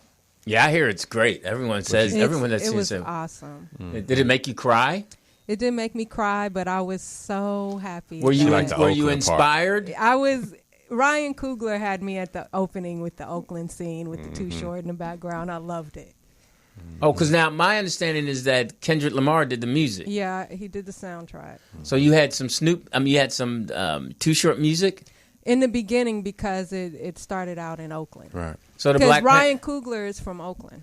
So the the Black director. Panther. How does the cartoon? You know what? It's amazing because they incorporated, Africa into modern day time. It was really a really good, well written. So that young guy must be a genius, man. Man. He's done a lot of good work. Yeah, I mean, a lot of special effects. Yeah, of course. I mean, it was. These how people just. It was yeah, set of in the course. future. She might as well just said, "Yeah, dummy." Of Yeah, course. old ass nigga. I wanted to say that. We use special effects and all kind of digital shit now, Lou. Okay, that's the thing about you get so caught up in this new stuff, and you realize I am getting This movie older. ain't good. I am getting older. I just It ain't got James Earl Jones in it. I'm out of here. He also did Creed and Fruitvale Station, which Yeah, was did their also work. an excellent. right. movie. I saw both of those, so I'm excited. It was so. How much was your matinee? Like $6. $9. So they upped the or price something because normally that. it's like $9.45. $7. No, it's under $10. That's not bad. Did you get popcorn? No, because the line was too long. 8:30. The concessions was longer than the line outside for the movie. No, it was long. Now, I mean, at the Baldwin Theater now, you can select your seats. Yeah, we pre-bought the tickets. It's and the had Regal now. Decent tickets, and it was cool. I was just looking at a clip online of Ryan Coogler went to one of the premieres in Oakland and surprised the audience. Yeah. And it was great. Wow, so he spoke to the audience? Yeah, he came up and thanked everybody before the film came on, and the crowd went crazy because he's from Oakland. Wow, where did he go to the theater he saw where they had the premiere, he also saw Boys in the Hood there school? Oh, okay. at the theater. And he said he cried, right? Yeah, at the end. He cried at the end, Yeah. and he said, like my daddy's doing right now. So I guess his dad was there, and Yeah. his dad was real proud. Wow, wow. Well, my dad won't get that moment, but Oh, no, I'm just kidding. wow. I'm just kidding. I hope I do something where my dad cries. Oh, you found my pipe. Oh, You're God. a good son. That was funny when Michael still Colyar. warm. When Michael Colyar said he's taking that line. He said a crack vegan. I know he needed it. That was funny. Hey. Well, maybe he'll give you a credit. Yeah, maybe give you a credit. That's great. That's what I I'm mean, saying. for him to nab Leslie Small to direct was That's big. That's big time. Yeah. That's big time. That's big time. Because now one thing about Michael, he can negotiate. He can. He intrigues you. You really cannot not talk to him. Right. Because he's definitely that's part of his gift, and good for him. Good for anyone. I mean, I like his perspective. But again, being clear-headed, 7 years clean, will make you just have great energy and Gonna go up from there. Yeah, I wanted to say, even if you're not really a comic book fan or into Marvel or anything, because I'm not really versed on that world, but it was still an excellent film to me for someone who. Now, did you see a sequel coming? Oh, of course, yeah, definitely. No one died.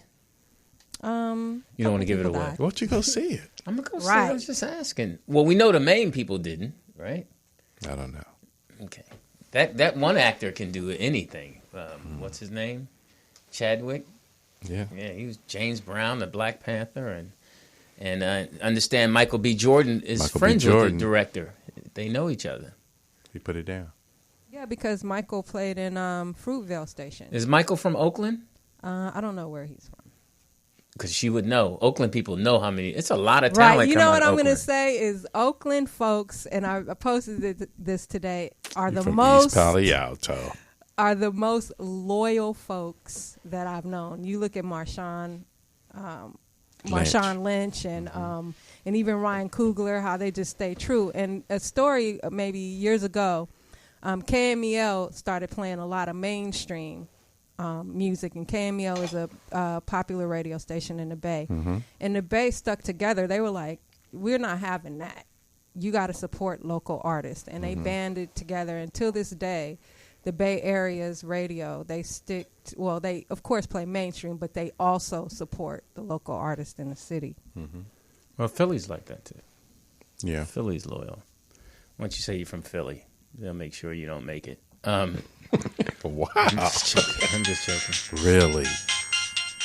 Oh, man. A caller.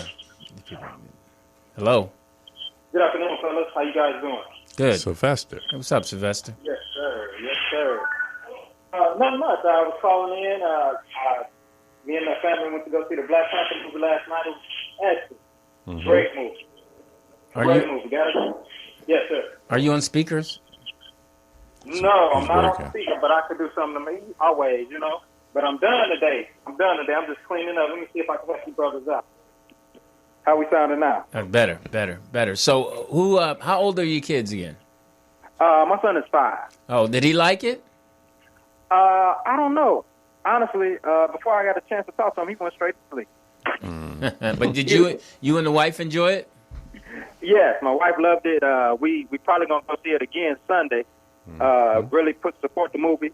Bought some Black Panther shirts from a black person, so that was great. Supporting the cause. Now, are you a Marvel guy? Are you into that? Yeah, I'm the same nerd. Say, yeah. So was it what you expected? You know what? I didn't know what to expect. So what it gave me was good. That's one of the main reasons I wanted to see it again. Now that I know what I'm getting, I just want to watch it again. And me personally, I do that with a lot of movies. When I go into it, if I don't know what to expect, then I want to see it again so I know, really what I got. But now, that was great. How was the audience? Did was it a majority black audience or what? Oh yeah, we was in the hood. So I heard that they talked back to it. Was that true? Oh man, yes. A lot of talk back, a lot of baby crying. I think a baby cried during the whole movie. So that was Put a a part breast of in it, lady. I wanted to so bad, but It's a golden opportunity. So, because sometimes you hear some really funny commentary from the black people in the audience. Yeah. yeah. So that's funny. He said it. I love the African garb everybody was wearing. Yeah. You mean to the movie itself? No, the people that was going to the movie. Oh, really? Yeah, we had a lot of dashikis and such and suches and. Okay. Oh, so it was all about Kwanzaa up in there. Man, we even had some Kwanzaa action. Like, for real, is this what you gonna wear with some for real? With Jordans. So yeah. African garb with Jordan. So how's your family? How is everyone? Everybody is great, man. Had a little scare earlier this week when you turn on your YouTube and you hear a school shooting in Florida. Yeah. Like, huh? Hold on. Let me find out where that's at. Right. Now, was that near you?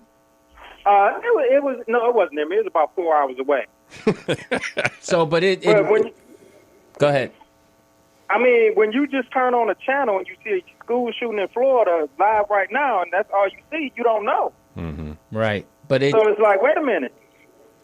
So how are the people there? How is the temperature since you're only 2 hours away? Where we're further. 4 hours.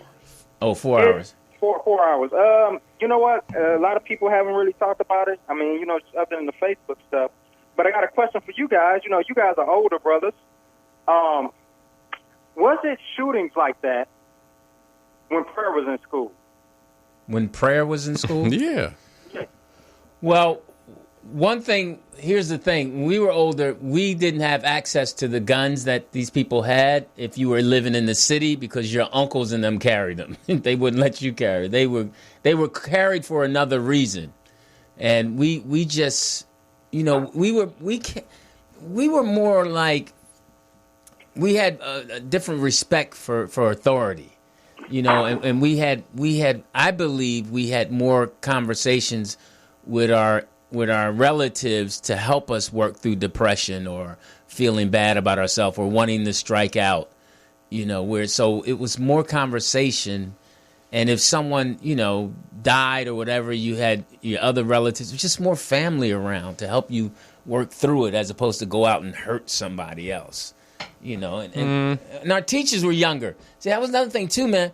Our teachers looked like us. I know in my school, we had a lot of teachers, black men, who looked like us and could read what was going on. They knew, hey, something's wrong with him, and they'd bring you close to them. You had a lot of interaction with them that I don't think these kids have today.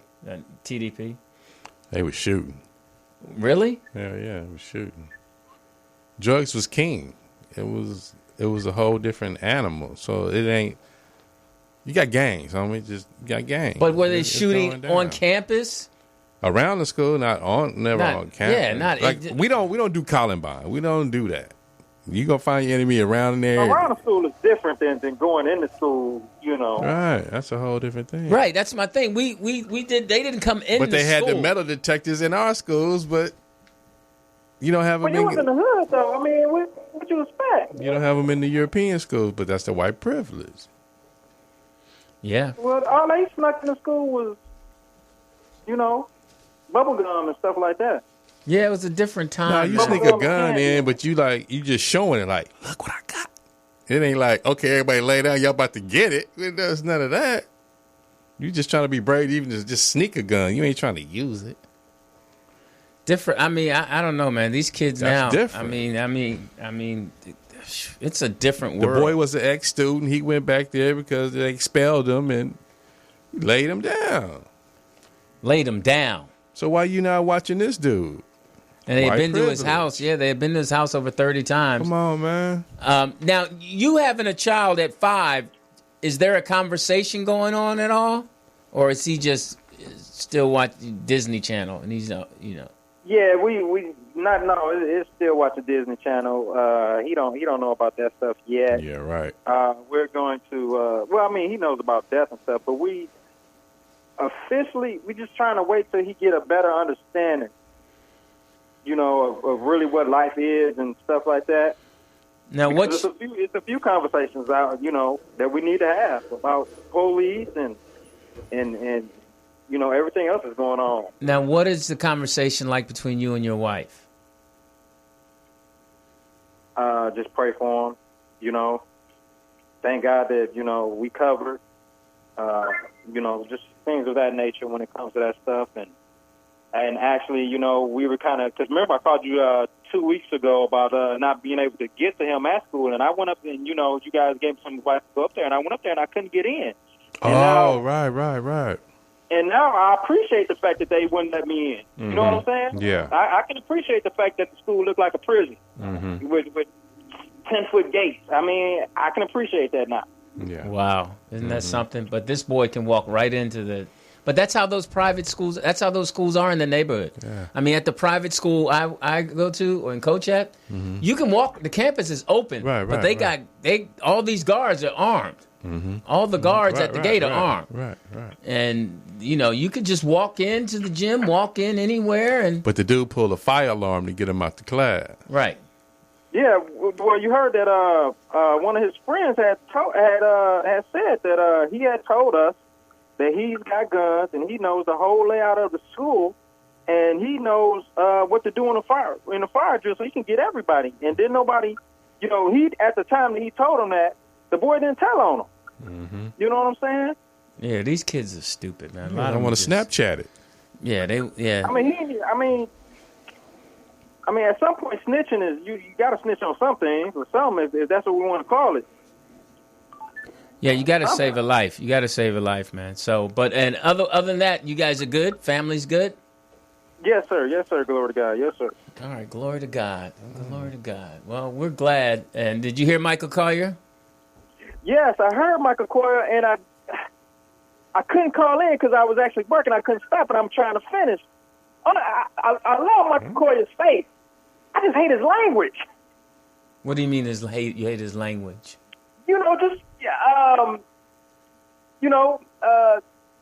Life is a garden if you dig it. Mother lover, this is Michael. Hey, Johnny Mac gonna get Michael Colyar for Michael Colyar, Mother lover, Michael Colyar, and Johnny Mac gonna get it. But we ain't gonna say nothing about that. Got you. Me being a Christian, I try hard to live a Christian lifestyle based on what the Bible says. Good luck with that. And if I didn't believe in luck, I would agree with you.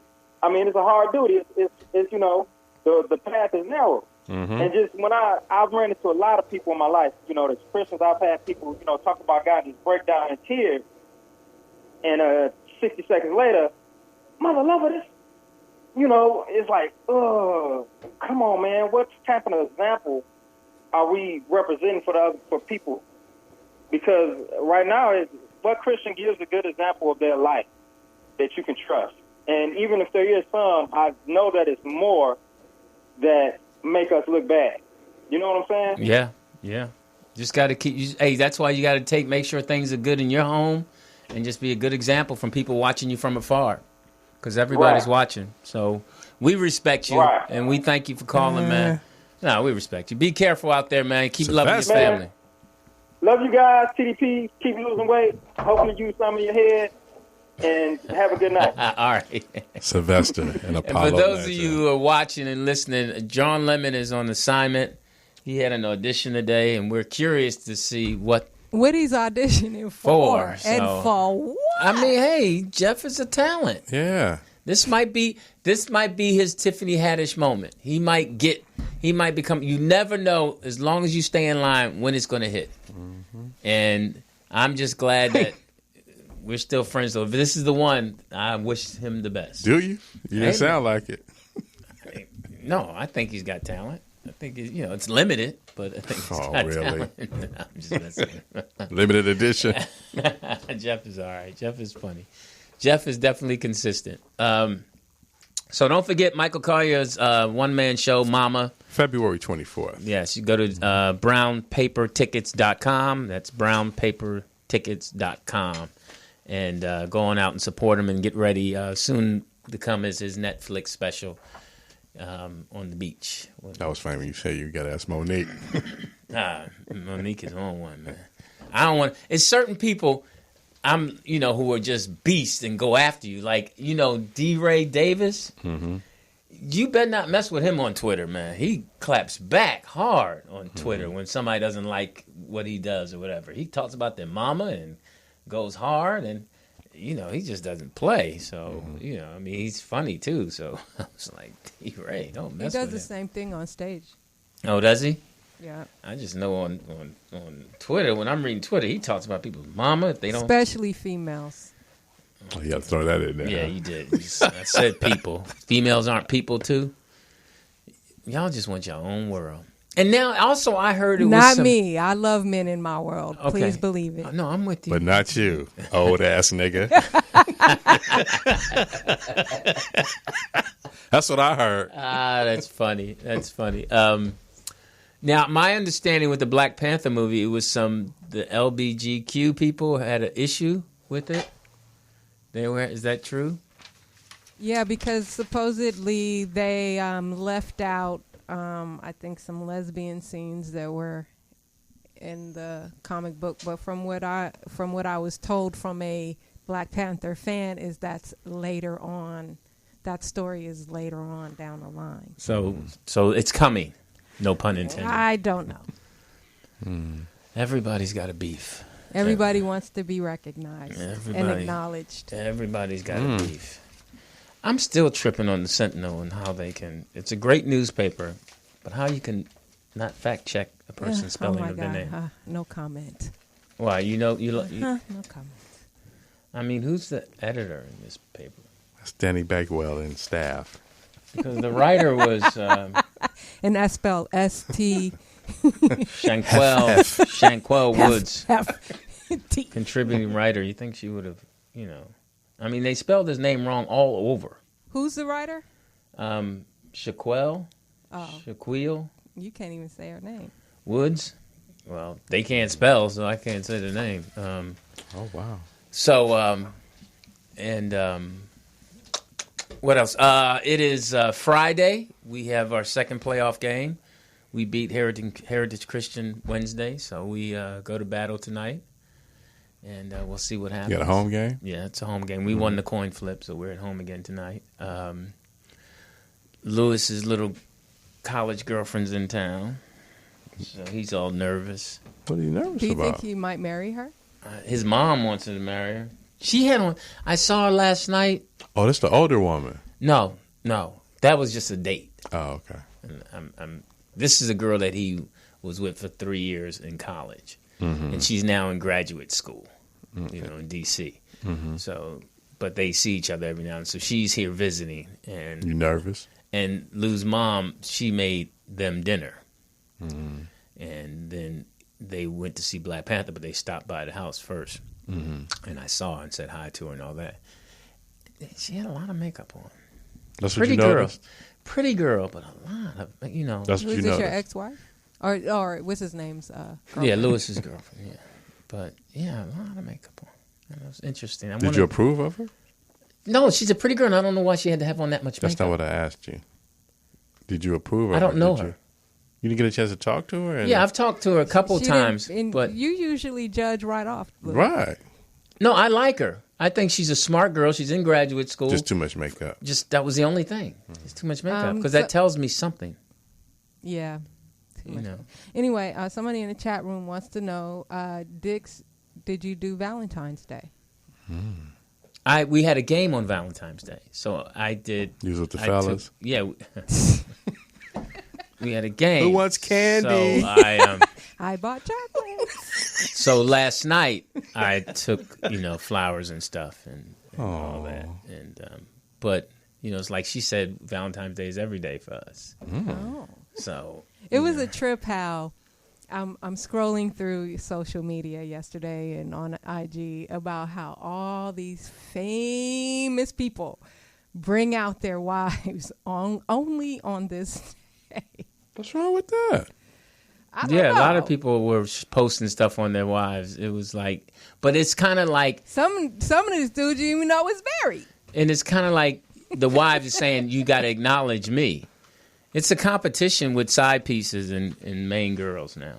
It's a competition? Oh, everybody wants their 15 minutes. It seems like nobody's low key anymore. Nobody stays in their lane. Everybody. If my husband's famous, I got to be famous. If this, and that's one of the reasons why I married you, so I could have some fame. So is it more that they've been cooped up and then being on social media, now they got to follow and then to go out with this person that puts them on the map? No, I just think people are... What are you saying, Todd? No, it's just people want to be noticed. We're in a time now where I want to be a star. Whatever that is. Now, no one wants to put the work in. A lot of people, not no one, a lot of people don't want to put the work in and deal with the ups and downs of it. But they want that fame. They want that, applause. And it's because it seems like people aren't finding it in the daily routine of life, of loving someone, taking care of the kids, creating a good home. Now, this is male or female. I'm not saying female, whatever, but just being a good person, being on time, sacrificing, humbling themselves, doing something for others. Those used to be the reward. And, the marquees. But now it has to be, I deserve what that person, I should be Michael Colyar. I don't want to go through the trials and the tribulations that Michael Colyar wants, but I want his fame. I want his acknowledgement. But none of you would have been able to deal being on crack for 23 years. None of you would be able to deal with flying home every 2 weeks to make collard greens for your mother. You want his story. And that's what I'm saying, that people don't want to put in the work. They just want to be, I'm just as good as Michael Colyar. No, you're not. You're not, because he's earned it. You weren't all those days on the beach when it was hot and sweating and putting it in. No, dealing with all the ups and downs, dealing with BET with his talk show. And, and now grinding to bring his one man show to life. Mama. Yeah, you don't want to do that work, but you say I'm just as good as him. No, and that's where we are now in society. It's like I call it transation. It's like you can see something for the whole duration, feel it, and then at the end go, oh, I could do that. Right. Once you come out the trance. Right. Like all of them feel that I could have directed, anything. Black Panther. Anything. Yeah. Like, and you're just like, okay, I can get. Oh, wow. Okay. Caller. These niggas don't know my game. These niggas don't know my name. What happening with that, man? Where my money at? Crank me up. Where my money at? Crank me up. So he's the only person I know that can do a rhyme to a ringtone. So nosy. You like my ad libs, Lou? You like my crank me up? Yeah, I'm thinking about signing you. Lucci. You What's see how I up? threw the sneeze in there? The Mm-hmm. How you doing? You sound like you're in a great mood. You sound happy. Man, Ludius Maximus, let me tell you something, brother. My nigga Gloody Louie, man. I am not as happy as Michael Colyar. Mm-hmm. You know what I mean? Yeah. I can't be happy every day, man. I wish I could, but I ain't, man. Well, you sound like you're in a good place right now. Bro, that's because I absorb shit. You know what I mean? I'm a mentally insane nigga, Lou. I think You know what I mean? I think you must have spent time with your lovely daughter. No. Lou, first of all, I grew up in the mini projects, okay? Not the big ones, you know what I'm saying, with 20 floors and shit. I grew up in the mini projects. But when you grow up in the projects, man, and you got to motherfucking eat motherfucking cereal and shit, and you got to drink all that milk up before it get spoiled, because the lights ain't on, nigga. The refrigerator ain't working. You know what I mean? Mm-hmm. Yeah. So you got to eat like 7 bowls of cereal tonight, nigga. You know what I mean? It's a lot of cereal. With candles, nigga. Candles in the living room, the kitchen, the bathroom. You know what I'm saying? Mm-hmm. Got like them candles, nigga. Mm-hmm. And that's it, nigga. I mean, you know what I'm saying? Nigga, when you grow up poor, nigga, and you come outside and you see niggas and shit want to punch you in the face and shit because so-and-so said that motherfucker, you motherfucker talking about motherfucker, you got better Jordans than him and shit. You know what I mean? Yeah. You just learn to absorb shit, Lou. You know what I mean? Yeah, no, I hear you. And So, let me tell you something, though, Lou. Fuck all that, man. Why the fuck you told me you were going to work on 45 minutes, and, nigga, you ain't been doing shit on your 45 minutes? work on 45 minutes of what? You don't remember the conversation? You said you going to work on your 45 minutes. TDP over here reading the goddamn newspaper.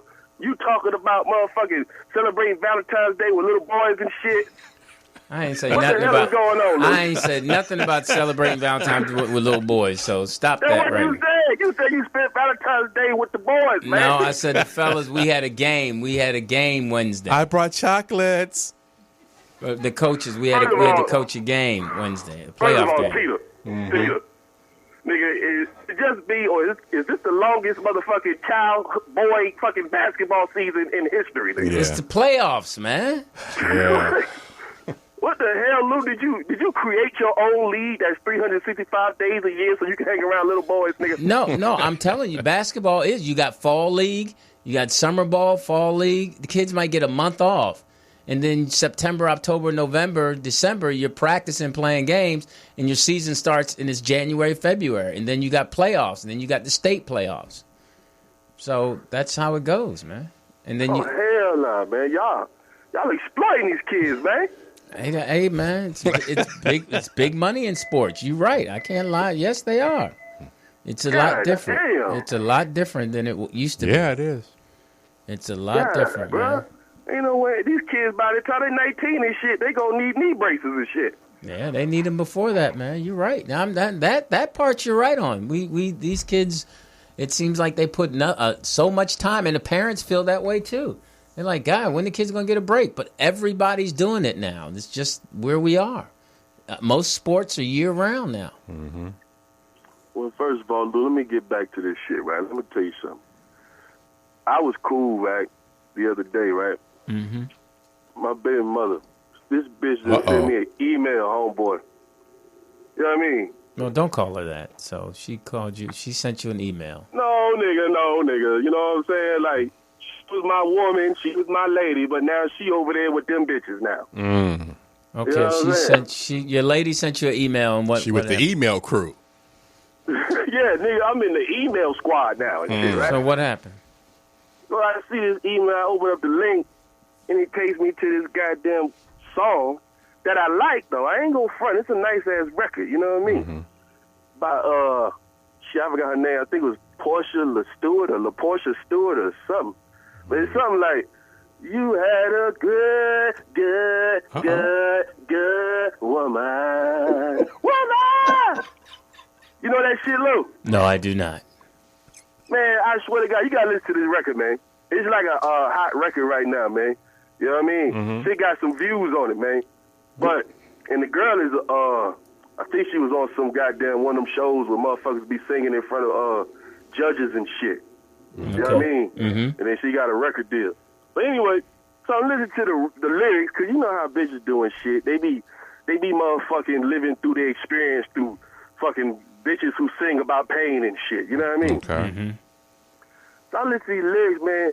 I'm like, first of all, the girl talking about, you know, I wake up, get your kids dressed, and motherfucker take care of you too.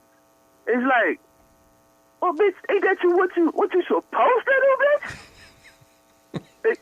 Am I confused here, bitch? Do we have money for a motherfucking a nanny and a built-in daycare center in this motherfucker? Mm. What is wrong with a woman getting the kids ready for school? Why are you complaining about that? Like, what that makes you a good woman? You know what I mean? Yeah, I mean, you're right. These are things that you know you should do, but people want to be. Lou, I'm telling you, Lou. You wake up and get your kids ready for school, and you motherfucking want to tell me about this shit. Well, yeah, I think I'm supposed to glorify this moment right now and be like, oh, she wake up every day and get them ready for school. I think it's a thing of wanting appreciation for it. Acknowledge me that I'm doing it, and with you know, tell me thank you. You know, yeah, and you know, pat me on the back every now and then. But this is through an email.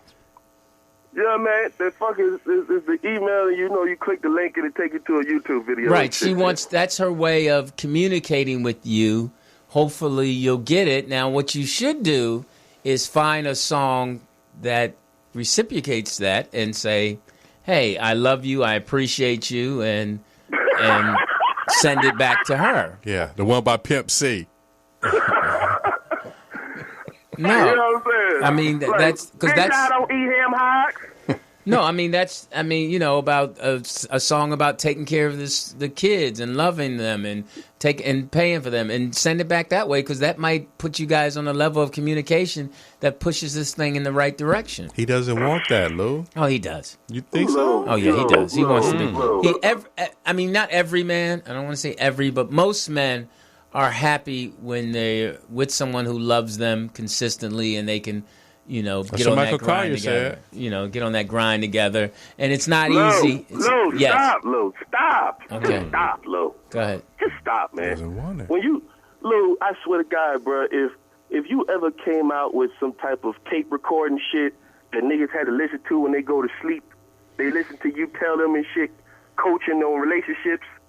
You know what I mean? Mm-hmm. A nigga go to sleep with listening to your voice, giving them information, and then when a nigga wake up, his dick is 5 inches smaller, nigga. I don't know how you got to that, but your shit be shrinking niggas' dicks, Lou. God, I'm not talking to people's Johns. Send her a song about some, well, baby, I appreciate your love, and no. Yeah, because that's the way she's deciding to communicate with you, so no, you can nigga, communicate. She sent an attack. She didn't send that shit on some goddamn I'm thinking special shit about you. She sent that shit on some attack shit, like make a nigga feel guilty. Well, you know what I'm then saying? you know what? You hit her back with something more positive and loving, and that'll help soften it. She's just people communicate the best way they know how. Are you trying to reroute the river? I don't know if she was trying to make you feel guilty. Yeah, she was. She likes. That's her way of wanting attention from you. Spoken from a woman. And if she didn't if she didn't give a shit about you, you wouldn't receive shit. You wouldn't get an email. You wouldn't get nothing. So she cares about you. Right. You just got to understand it. And you goddamn vagina in the room. Goddamn it. Well, you got two. Oh yeah, I can't forget about that. Well, 3, Lewis's nose is there too. It's sexual. all right. Lou, yes. Lou, all I'm saying is I'm gonna just hit her back with motherfucking. I'm just not even gonna motherfucking respond, nigga. You know what I'm saying? Like I don't even care, nigga. Yes, you do. Stop saying you don't care. Man. You She do. got your email. Okay. I'm gonna show you how you care. You called us to talk about it, so you care. Nigga, I call all the time on this motherfucker. I'm a retarded nigga. Well, call her and tell her that. That's a start. Look. All I'm trying to say is, and I'm gonna finalize my shit like this, man. All I'm trying to say is that sometimes, man, females need to check their motherfucking ego at the door, man. Because if you in a relationship with a broad and she feel like, oh, I give you pussy, I cook you cheese biscuits and shit, you know what I mean? Mm-hmm. It's like, well, I can do that shit myself. And as far as the pussy, I can go pay for that. You know what I'm saying? And it'd be cheaper for me to buy pussy out here in the streets than it is motherfucking taking care of a woman and shit with kids. You feel me? But they're your kids. So, but Willie, what could she do? What act can she do you would appreciate, since you don't appreciate them other things? What act could she do? Yeah, I mean, what could she do to make you appreciate her more? Well, that's a deep-ass question, but I'll try to simplify it by saying this. Try to grow yourself as a person, as an individual. Change yourself, evolve yourself, man. Be something more than what you is, man. All you do is you do the same shit. You talk on the phone about nothing with some bras and shit. You watch Scandal and shit. You take the kids and shit here, you know what I'm saying? You just do the regular shit, man. That's boring. And you didn't notice all that before you had a baby with her? I was motherfucking obsessed with Chocha at the time, POTUS. Okay, so now you have to reevaluate. You have to reevaluate yourself and see how you can make this situation better for everybody, because you're the man and you're in charge. Yeah, you can help her. You can help her. You just got to. It's going to take a little sacrifice. You're going to have to reevaluate and see how you're playing chess with this woman. Mm-hmm. You're playing chess, and if you're the better chess player, you'll make the right moves and let her sit there and think about your move. Now, she made a move by sending you that. That's easy. You can handle that. Lou, man, her move was on some bullshit, man. Yes, so that should make your. I don't give a fuck about that song. That should make the girl. Look, Lou, the girl. You got. So that should make your next move easy. If her move was BS. Lou, yes. Listen to me, man. I'm a fucking Aries, man. You know what I'm saying? Born in fire, die by fire, man. You know what I'm saying? At the end of the day, man, like I say, listen to the song, Lou. And the song, the girl said, "You make me feel good half the time," and all that shit, right? Yeah, I'm an Aries, nigga. Hey, hold on, Lou. Excuse me, little bitch. I make you feel good half the time? So you telling me that you give me pussy, but me giving you dick is something like, oh, I just motherfucking, that's just some cherry on the top shit. You know what I mean? Like, no, bitch. You need dick in your life like I need vagina. Okay, so does she make you feel good? Does she make you feel good all the time? Man, Lou, let me tell you something, man. If a woman sit there and tell me, you make me feel good half the time, I tell her, you know why? Because the other motherfucker half of the time, I ain't feel like fucking you. Okay, you know so then she's correct. So you got to get on top. Hey, all right, listen, man. Have a great weekend. Go see Black Panther. All right, nigga, I'm sorry I destroyed your weekend, Lou. You know what I'm saying? No, you didn't. No, you're always inspiring. Stop that. Stop that with that saying you apologize. All right. You're inspiring. Look, you're good. Look, man. Look, man. From the bottom of my heart, man, I love you, man. Do you love me, man? Yeah, but you need to tell her that. Time to play our game. No, fuck all that, Lou. Do you love Walker Joe, man? Well, yeah, Answer I love him. You. Yes, I love you, man. I love you, and I appreciate you. Put out a social media video of you twirling with a hula hoop and shit with some Speedos on. Okay, you're getting into an area I'm going to hang up on you now. All right. Me a manager, nigga, he said your butt is on the social media. Nigga, put your butt out there. All right, man. I love you, man. Take care, man. See you later. All right. With his sweet Walker Joe. He is crazy. At Apollo 11. I love him. He just he doesn't. People don't realize other men, how you affect other men, because we have so much respect for one another. Like I respect him, and some parts of me would love to be as carefree as him. Mm-hmm. I'm not built that way, so I'm going to live through him, and hopefully we take some vicariously. Yeah, we take some bits from each other. And when we're in a situation that we know he would handle, it can help me handle. Mm-hmm. And hopefully he can take some things from me in this situation to help him handle and love her the right way. Still be who you are. But sometimes we just have to adjust, and we have to. It's a pendulum that swings back and forth. Yes. And love goes from woo to woo. Love is no joke at any age. At any age. And now. Do you recognize it? You feel it first. Okay. You feel it. It's an emotion. It's a strong emotion. Mm-hmm. Recognizing is a whole different. You have to animal. Yeah, you have to. You have to live some life to recognize it. Right, you have to. You know. It's right in you, but it's all emotional. Mm-hmm. And when stuff gets emotional, it's reactionary. I think a lot of times ego gets in the way too, because he was talking about how his girl, if she did ego, but he sounded like he got ego too. Yeah, and like you said, he's an Aries, he's fire, and it's You're just Aries too. No, I'm Taurus. He's a Taurus. But that's the thing about love. The best part about love is being selfless. It's hard. I said that. It's hard. Love is not easy. But it's also being selfish, because I think what Willie was saying is that he wants his girl to do shit and put herself kind of first and getting herself together. So sometimes they say when you put yourself in a relationship, the relationship becomes more successful. And that's not to say don't care about that person or right. not be selfless with that person. But at the end of the day, and I'm just saying that your needs should definitely... No, it allows the other person to become your cheerleader. If they see you focused, they want to help you. That's what love's about. If I love someone and I see them going for their dream, I'm going to support it. I tell my son all the time, these little girls you're dealing with, they got to have something to go say to their girlfriends about. Oh, he's doing this. Oh, he's doing this. I love him. Girl, why ain't he here today? Because, girl, he had to go take care of this business. Mm-hmm. That's what people want to... People want to help you and push you. Right. It's tough. Love is those hard. That really care about you. Yeah. And the ones that don't will fall off. Listen, it's been a fun show. Don't forget, before we go, and we're going to put on our website Michael Collier's one-man play, Mama. One more time, go to brownpapertickets.com, brownpapertickets.com. February 24th. We appreciate him coming out. We appreciate, go see Black Panther. And our prayers go out to all the victims in Florida who lost their lives from that crazy man who took a gun and took their lives. All the families, the students, let's pray for them.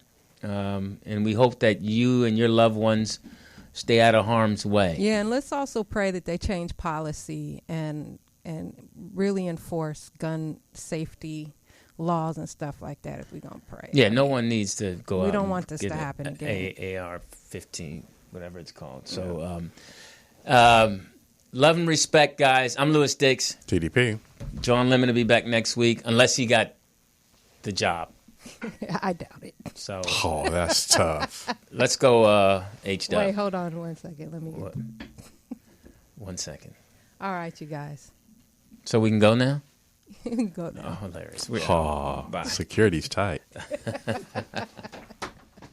Something delicious and amazing to eat? Brooklyn Deli and Mini Market has just what you need to fill that appetite. Come on in. Try our signature hot and cold sandwiches made with Boar's Head quality meats, as well as our salads, smoothies, and special vegan items. Brooklyn Deli and Mini Market also offers premium catering for any event. Give us a call at 347-981-8408. We're a family-owned business located in the heart of Leimert Park community. Deli, 4308 Crenshaw Boulevard in Los Angeles. Follow us on Instagram, Facebook, and Twitter at Brooklyn Deli 14. And look us up on Yelp. See why we're rated 5 stars. Brooklyn Deli and Mini Market, where quality food meets excellent service.